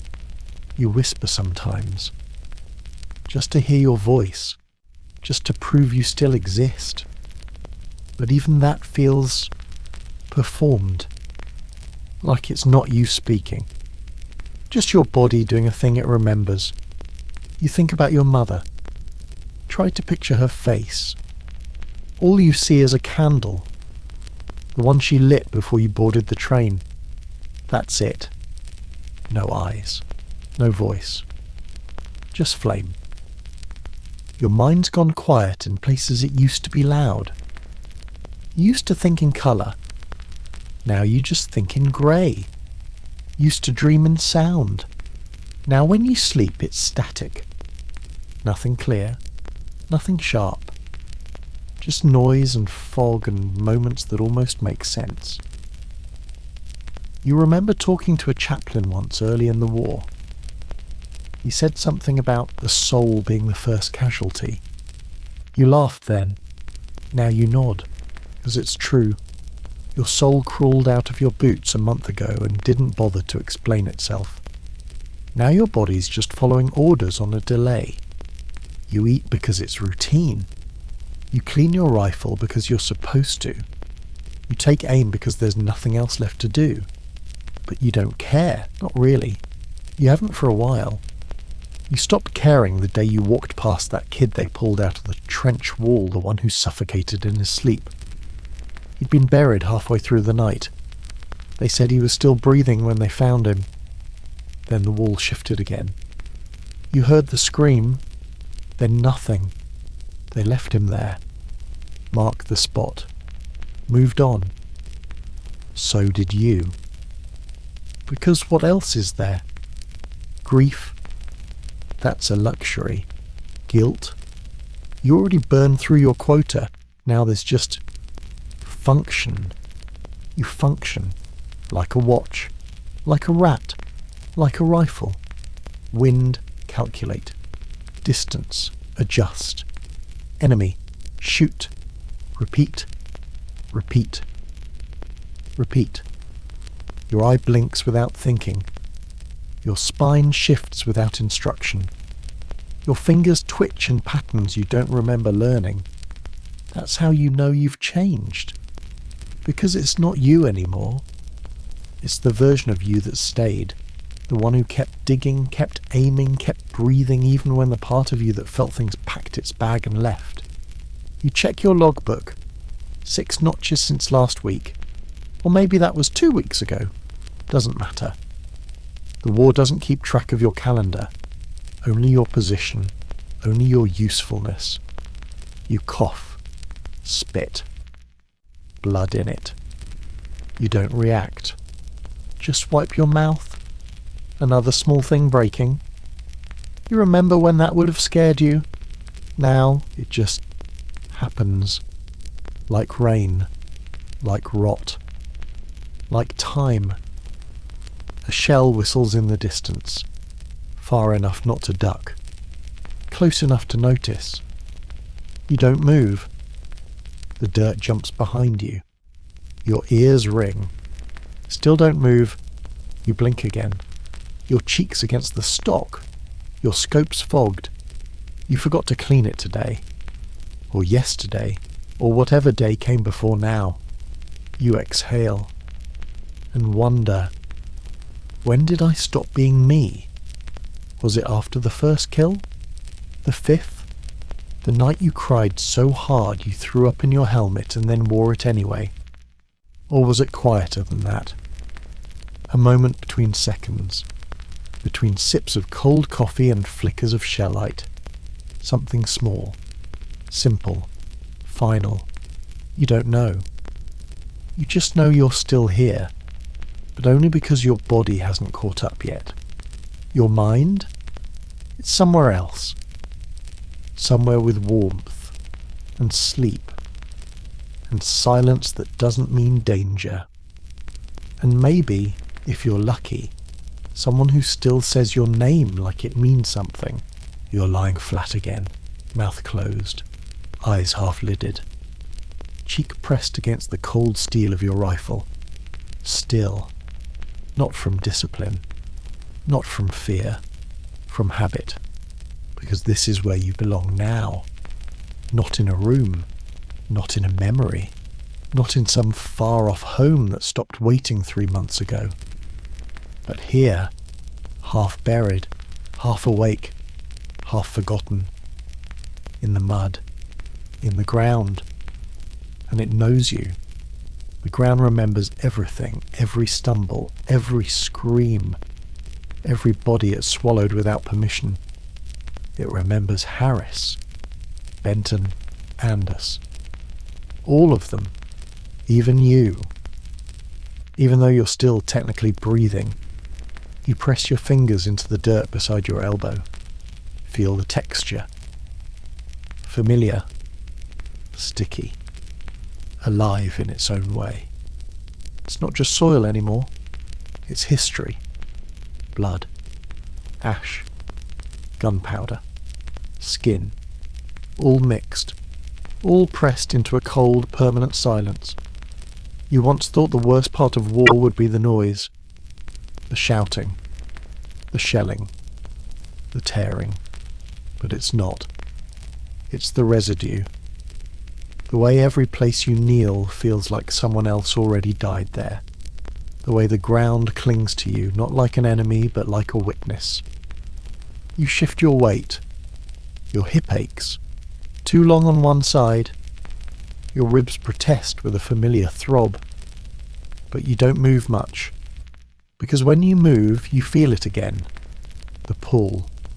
Not gravity. Not exhaustion. Memory. The earth has memory here. It doesn't speak, but it remembers. You once stepped into a crater filled with water and slipped. Caught yourself. When you stood up, your hand was red. Someone else's red. The water had been still. Clear even. But the moment you touched it, it bled. Like the ground wanted to remind you what it was hiding. Since then, you've stopped stepping in puddles. Now you just walk around them, carefully, quietly, like you're walking on graves, because you are. They're not marked, they're not measured, but they're here, somewhere beneath your boots. The men who weren't found, the men who weren't collected. The ones the trench swallowed when no one was looking. You remember finding a jawbone once. Just that. White. Smooth. Tucked in a wall like someone placed it there on purpose. You didn't report it. Didn't mention it. Just moved your hide a few feet west and said nothing. Because if you speak too loudly, the earth might speak back. And you're not sure you're ready for that. You wonder how long it'll take for it to forget you.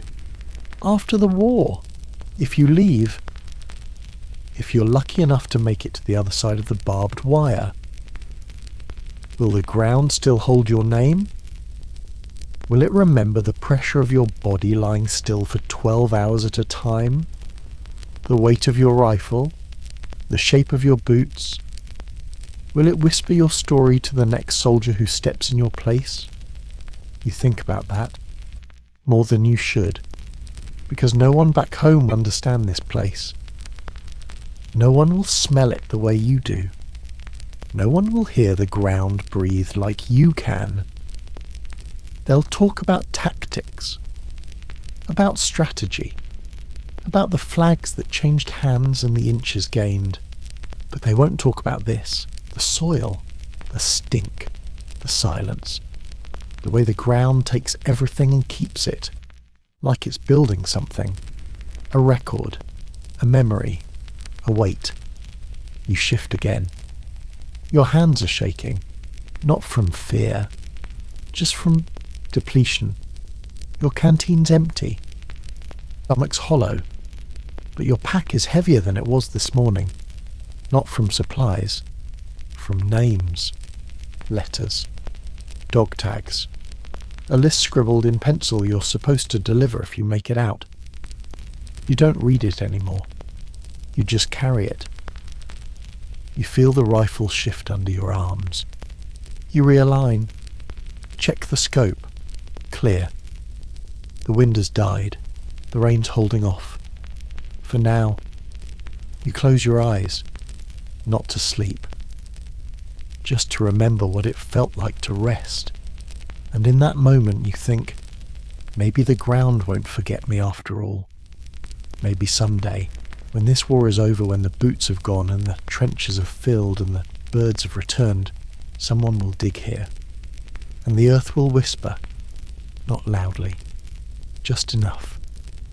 It'll say, he was here, he watched, he endured, and maybe that's enough. You're in your hide when the runner drops the message beside you. No words, no salute. Just a folded slip of paper, creased like 100 others you've seen. You stare at it. Then you don't, because you already know what it says. Redeploy. 2 syllables. That's all it takes to change everything. You unfold it anyway. Orders. Pull back to secondary line by 0500. Sniper team reassignment. New sector. New field of fire. New hell. You fold it again. Slip it under your coat. Like the words might vanish if you keep them close enough. They won't. You lean your head back against the trench wall. Close your eyes and feel the weight in your chest press harder. You've been here for 84 days. Maybe more. long enough to memorize every splash of mud, every branch in no man's land, every corpse that never got recovered and became just another piece of the landscape. This hide, it's yours. You dug it, slept in it, bled into it, watched men die through a glass tube from it. It knows your shape, your smell, your silence. And now, like everything else, you're being told to leave it behind. Start again. New trench. New scope. New ghosts. It's not relief. It's not dread. It's emptiness. Like someone scraped out your centre and replaced it with duty. You look over your kit. Rifle. Pack. 1 photo.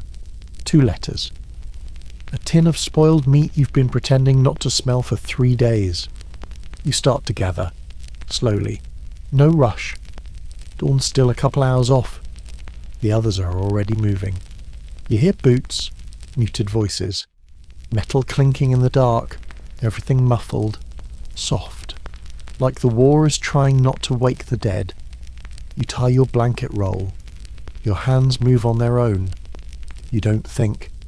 You don't plan. You reach for your scope, pause. One last glance. You raise it to your eye. Nothing. No movement. No figures. Just the field. Broken. Burned. Familiar. You scan left. Then right. You stop. At the ridge.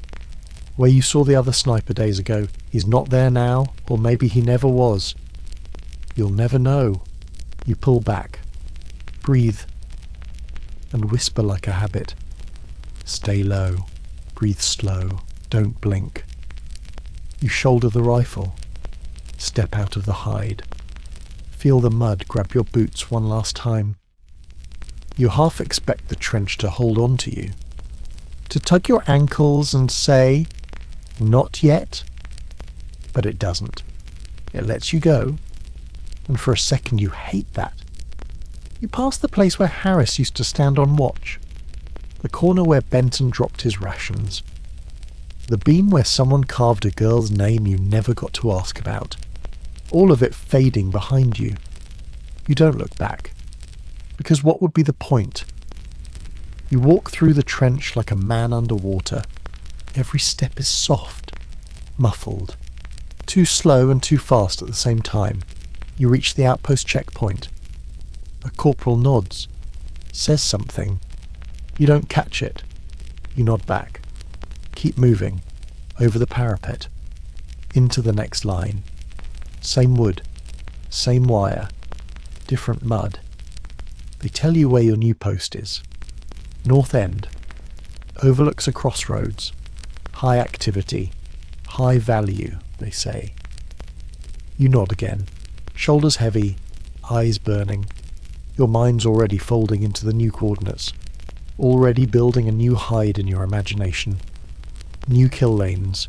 New escape routes. It happens fast now. Automatic. You'll be in position before sundown. You'll lie still again. Like a shadow someone forgot to draw the rest of the man around. And when someone comes into view, a flash of a helmet, a flicker of motion, a rifle poking through the fog, you'll aim. You'll breathe. And maybe, if you're lucky, you'll still feel something, but you doubt it. Because there's no first time anymore. No last time either. Just this. Move. Wait. Watch. Kill. Repeat. You wonder if the new ground will remember you. You wonder if it has to. You still remember it. Not the shot you fired, but the one you didn't. It was dusk. You were deep in the hide. Eyes behind glass. Breath held. Finger hovering. You had him. Clear line of sight. Stationary. Unaware. Everything perfect.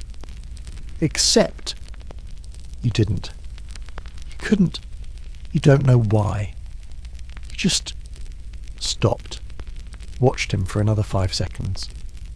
10. He looked young. Not younger than you, but close. He was checking something in his pack. Slow, methodical.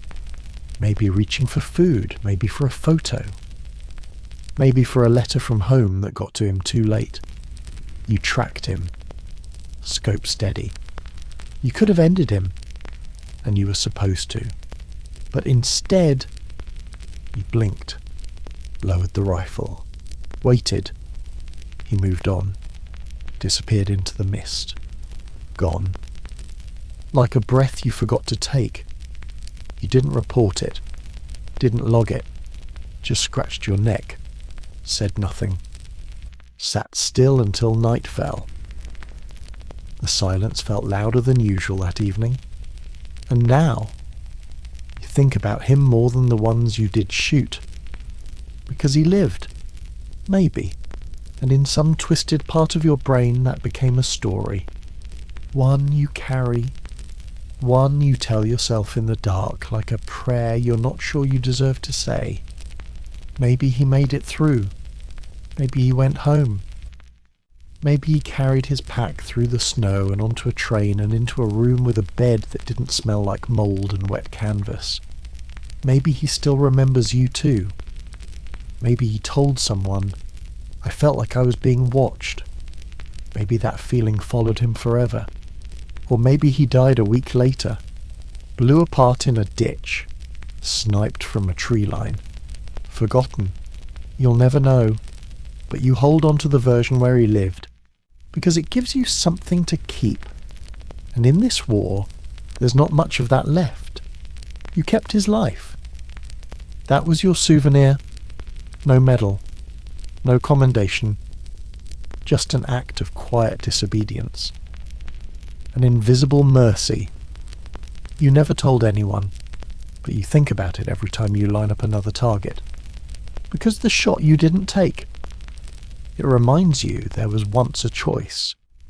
Once. Now, you don't get that moment anymore. The hesitation is gone. The thinking is gone. You became efficient. That's the word they'd use in a report. Efficient. But you remember what it felt like to not be that. To pause.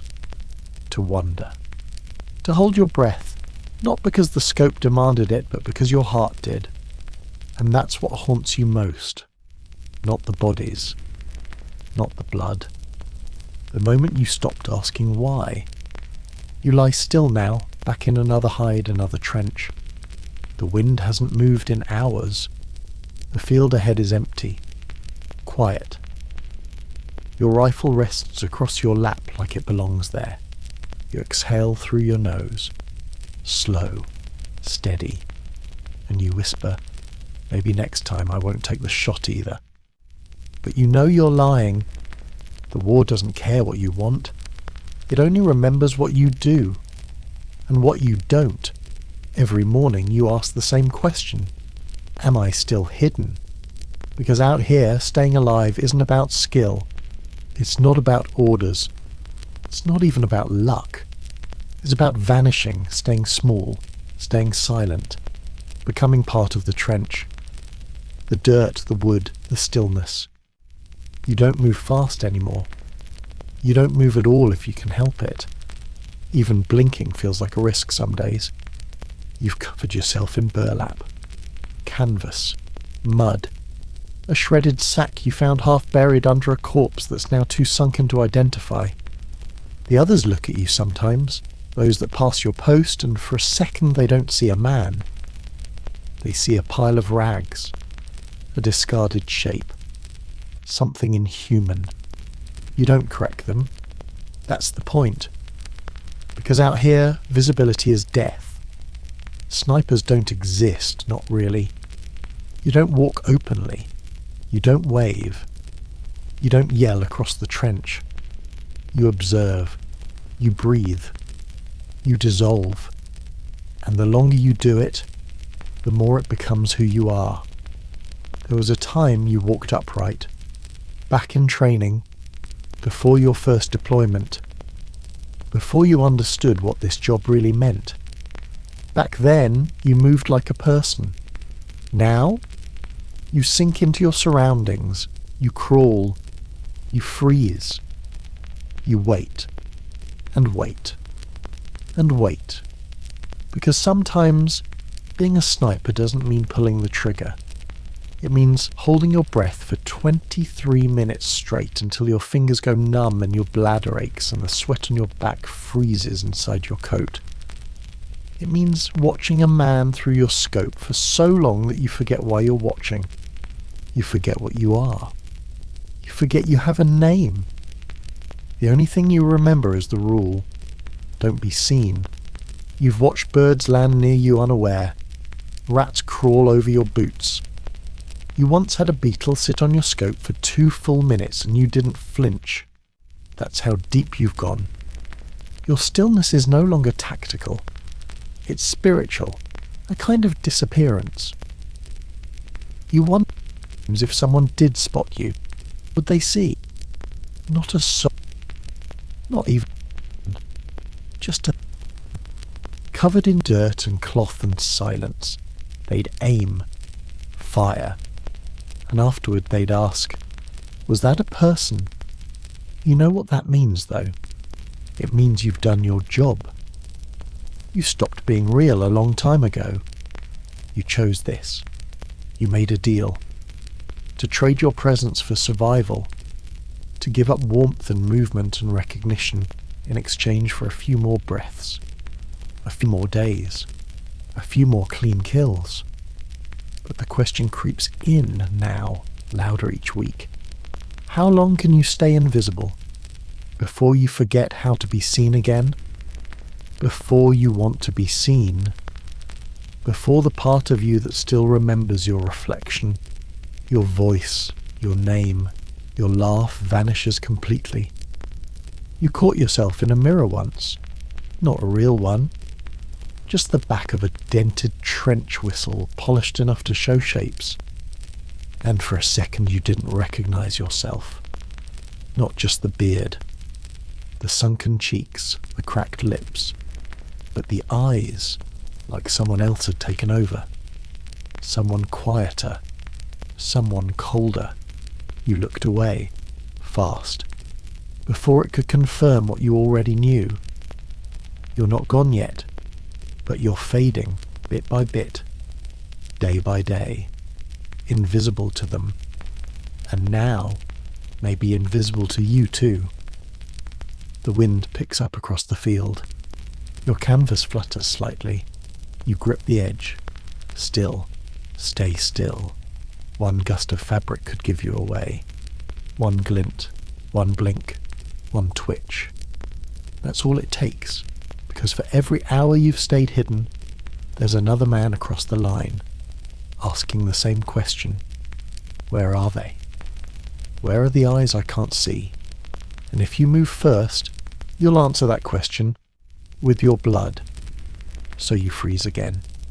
Focus. Breathe. Vanish. And wait. Because maybe invisibility is the only real armor you've got left. And maybe, just maybe, you've worn it too long to take it off. They say it sometimes. Usually in the back of the trench. Around the burn barrel. When the wind's low and no shells are falling. They say, when this is all over, and you stop listening. Because that sentence, it's a lie. There is no after. No clean return. No sharp uniform and parade and handshake from a man in a clean office. No one gets to leave this place without carrying something out with them. You will leave if you're lucky, but you won't leave clean. Because this war leaves marks that no amount of water will wash off. The first ones are visible.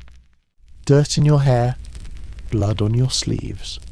Stains under your nails that don't fade even when the blood isn't yours. Then there are the bruises. Some you remember getting, some you don't. They appear like warnings, like reminders that your body isn't invincible. But those fade. What doesn't? The rest.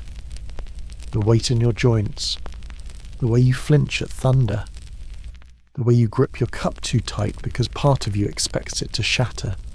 You used to think of yourself as separate from the war, like it was something happening around you. Now, it's in you. Every breath tastes like powder. Every cough brings up smoke that's not really there. You still smell cordite when you sleep. Still wake up clenching your teeth so hard your jaw aches through breakfast. You touch your face in the dark sometimes just to check you're still there. Not because you're scared of dying, because you're scared of not feeling it when you do. You know a man who laughed for 3 straight hours after his trench got shelled. Didn't speak, didn't blink, just laughed, until his voice cracked and he started sobbing like a child. They sent him to a rest station. He never came back. No one talks about it, because we all know he's not clean anymore. None of us are. You think about what you'd look like if you went home tomorrow. How long it would take someone to notice you're not the same. Would they see it in your eyes? Would they hear it in your voice? Would they catch you staring out the window too long, not at anything, just listening? You try to explain. But how do you describe the taste of rot? The feel of wet canvas on your teeth after you've chewed your gloves apart in a fever? The exact pitch of a man screaming through chlorine gas? You can't, because those things live under language, beneath it, in the parts of you that don't use words anymore. So you just say, "I served," and they'll nod, shake your hand, buy you a drink, smile, and never ever ask what it cost you, because they don't want to know. They want you clean, presentable, upright, patriotic. But you're carrying too much, too many names, too many letters that didn't get delivered, too many moments when you hesitated or didn't and something changed inside you forever. You remember every man who died within 10 feet of you. Their faces fade, but the sounds don't. The gurgle, the breath that doesn't quite make it, the whisper of a name they call out even when no one's left to answer. You buried one with your own hands once. Rain falling, trench collapsing. Just you and a shovel in the back of your throat choking on mud and grief. You didn't cry. You haven't cried since. Not because you're strong, because you're full, no room left.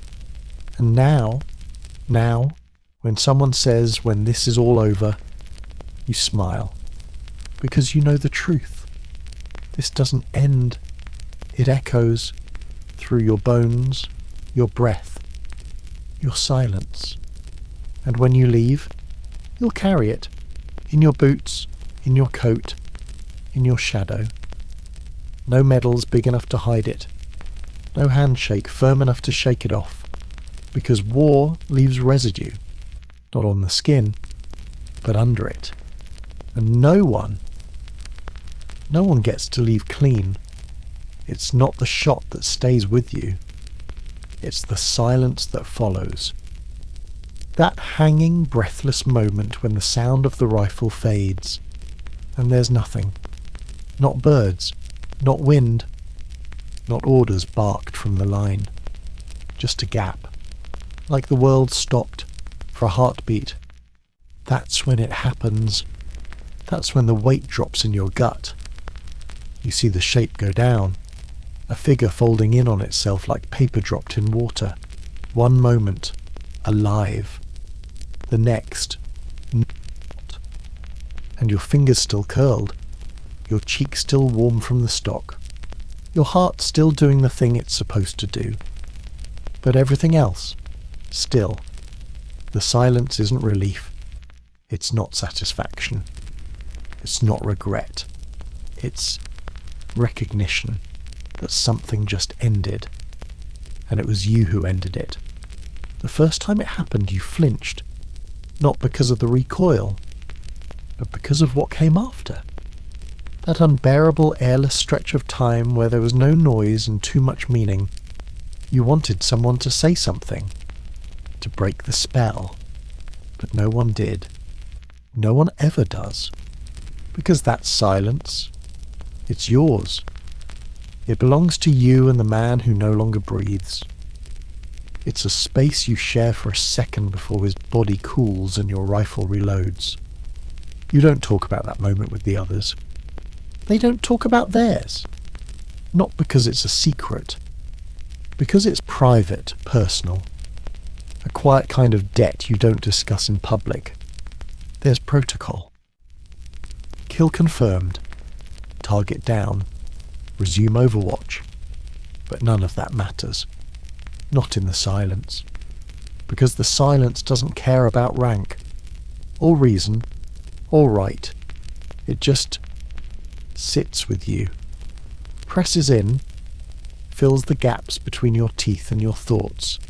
And the longer you're out here, the longer that silence seems to stretch. Used to be a second. Now it's minutes, hours, days. You pull the trigger at 0600 and you don't hear anything inside until sundown. Just quiet. A hum in your chest. A hollow behind your ribs. Like you lost something you didn't know you were holding. You tell yourself it's normal. That you're trained for this. That the kill was clean. That it was justified. Expected. Necessary. But the silence doesn't care. It's not here to argue. It's just here. You try to move past it. Clean the rifle. Log the distance. Eat something cold from your pocket. You listen to a man 5 yards down laugh at something dumb. You nod when someone tosses you a fresh strip of rations. You carry on. But the silence walks with you. Not loud. Not cruel. Just constant. It doesn't leave. Not fully. It crouches behind your thoughts. Waits under your breath. Returns whenever you close your eyes and feel the weight of your finger resting just above the trigger, even when it's not there. And the worst part, you've grown used to it. Maybe even learned to need it. Because if the silence didn't come, if there was nothing, no echo, no breath held, no moment of pause, that would mean you really stopped feeling. And once that happens, once the shot becomes just a shot, that's when you're truly gone. Not dead. Just emptied. So, for now, you welcome the silence. Let it sit with you. Let it remind you that something happened. Something mattered. That you're still here. Still human, if only barely. You reload the rifle. You listen to the silence settle. And then slowly you begin to vanish again. The trench is quiet today. No shells. No shouts. Just the kind of stillness that doesn't mean peace.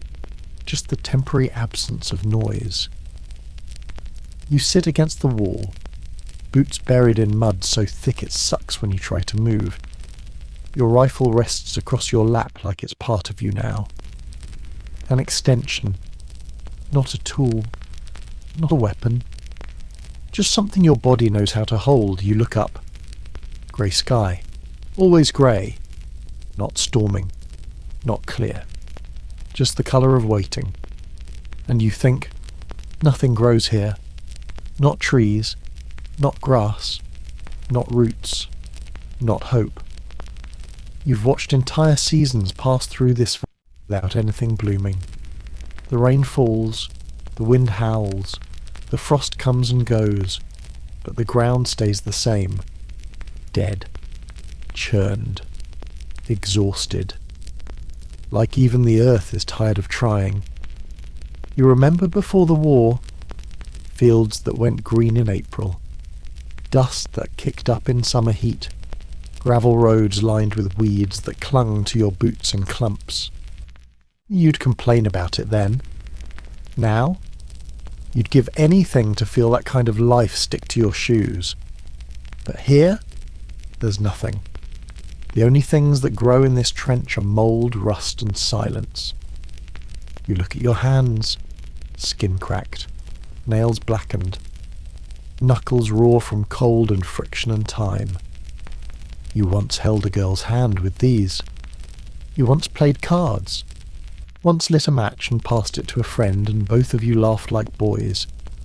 Now they're just tools, for pulling triggers, for holding breath, for covering your own mouth when someone nearby dies loudly. The rats are fatter lately. That's the only thing thriving. They eat well. Chew through boots and fingers and the edges of rations you didn't seal tight enough. You've seen one drag a tooth away. Didn't even flinch. Because that's what it means to live in a place where nothing grows. It means you stop being surprised when the grotesque becomes the everyday. It means every footstep sounds the same. Every meal tastes like metal. Every letter from home feels like a relic from a planet you no longer belong to. You keep a photo in your coat. A small one. Corners curling. Ink fading. You haven't looked at it in days. You don't need to. The face is in your bones now, but it doesn't help. Because even memory doesn't grow here. It just stays, like everything else. Stuck. Still. Rotting quietly in the corners of your mind. You think about planting something. Just once. A seed. A flower. Anything that might prove the world isn't completely broken. You dig a little hole behind the trench wall. Nothing deep. Just enough to bury something. You press the seed in. Something from a tin smuggled in by a soldier who didn't make it to morning. You cover it gently. Water it with a few drops from your canteen. More than you should spare. Then you sit and you wait. You wait all day. And nothing happens? Of course. Because nothing grows here. Not even hope. You remember the ones you knew. Their names. Their laughs. Their boots hanging over the edge of the trench. The dumb things they said to pass the time. You remember how Harris tied his sleeves in a weird knot because he thought it made him look taller. How Benton always hummed a hymn before cleaning his rifle. How Anders used to whistle off key when he was nervous, which was always, you remember them because they were close. But the others? The ones you never spoke to. The ones you never saw up close. The ones you sent into the dirt with a single breath. Home. Didn't leave a note. You sit in the hide. You hear the world around you. The drizzle. The faint clatter of boots. The gurgle of water sliding through the trench floor like blood through an artery. But you don't feel present. You see your hands. They don't feel like yours. You move them. They respond. Sort of. You're still here. Technically. But only just. The ones you never spoke to. The ones you never saw up close. The ones you sent into the dirt with a single breath. You remember them too. You weren't supposed to. They were targets. Blurred shapes through a lens. Assignments. But they linger. Because even when you don't know someone, you still feel the moment they stop existing. You feel it in your chest. Your spine. That strange pause between exhale and reload. There was the one near the tree line. He was crouched, checking something in the mud.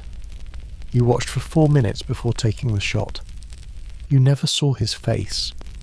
Never heard his voice. But you remember how he jerked sideways. How he dropped without drama. How the leaves fluttered after he fell like they were surprised. There was the runner. Young, fast. Barely more than a shadow weaving through shell holes. You tracked him for 30 seconds. The wind was high. You adjusted. Pulled the trigger. He collapsed mid-stride. Tumbled like his knees had just given out. You remember the motion. Not the details. Not the uniform. Not the scream. There wasn't one. just the silence after. You never knew his name, but he's with you. So are the others. The one in the ditch, the one climbing the ladder, the one leaning too far over the sandbags, trying to help a wounded friend.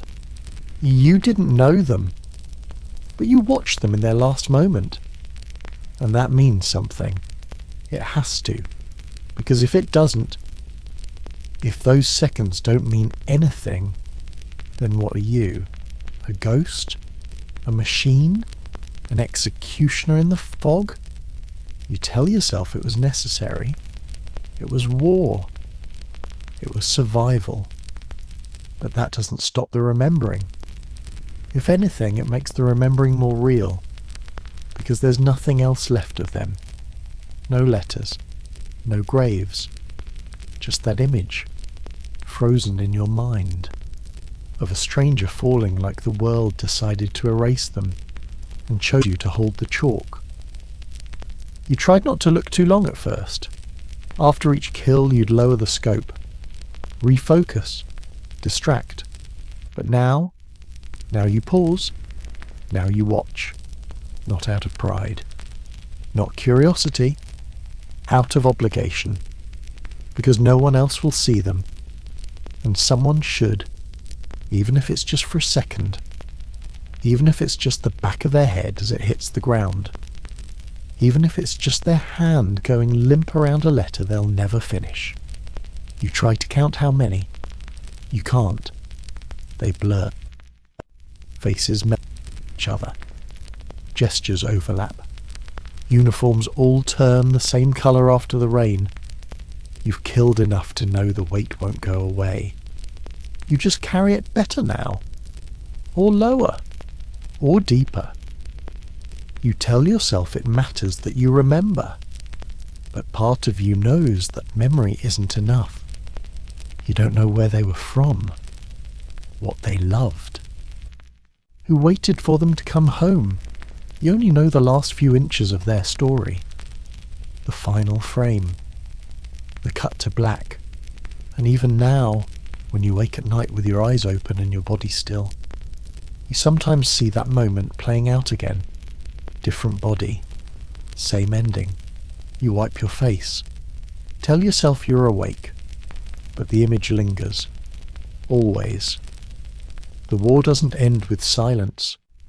It ends with remembering. And you? You remember the ones you never knew. Because the ones you did know are already gone. You lie still now. The trench is quiet. Somewhere down the line another gun is being cleaned. Another letter is being read. Another name whispered for the last time. But for you, it's over for now. Just a rifle, a coat, a pair of eyes that don't close like they used to. You've survived another chapter, but the war doesn't let go easy. It follows you into the quiet, into the stillness, into the space between dreams where the mud never dries and the boots never stop sinking. So take a breath, a long one. Let the dark settle in. Let the noise fade. Let your body remember how to feel nothing just for a while. And if this story helped you sleep, if it gave you one soft hour away from the world, consider subscribing. This channel is a quiet place for heavy things, a place where stories lie down and breathe, and you're welcome here always. Good night, soldier. Sleep well.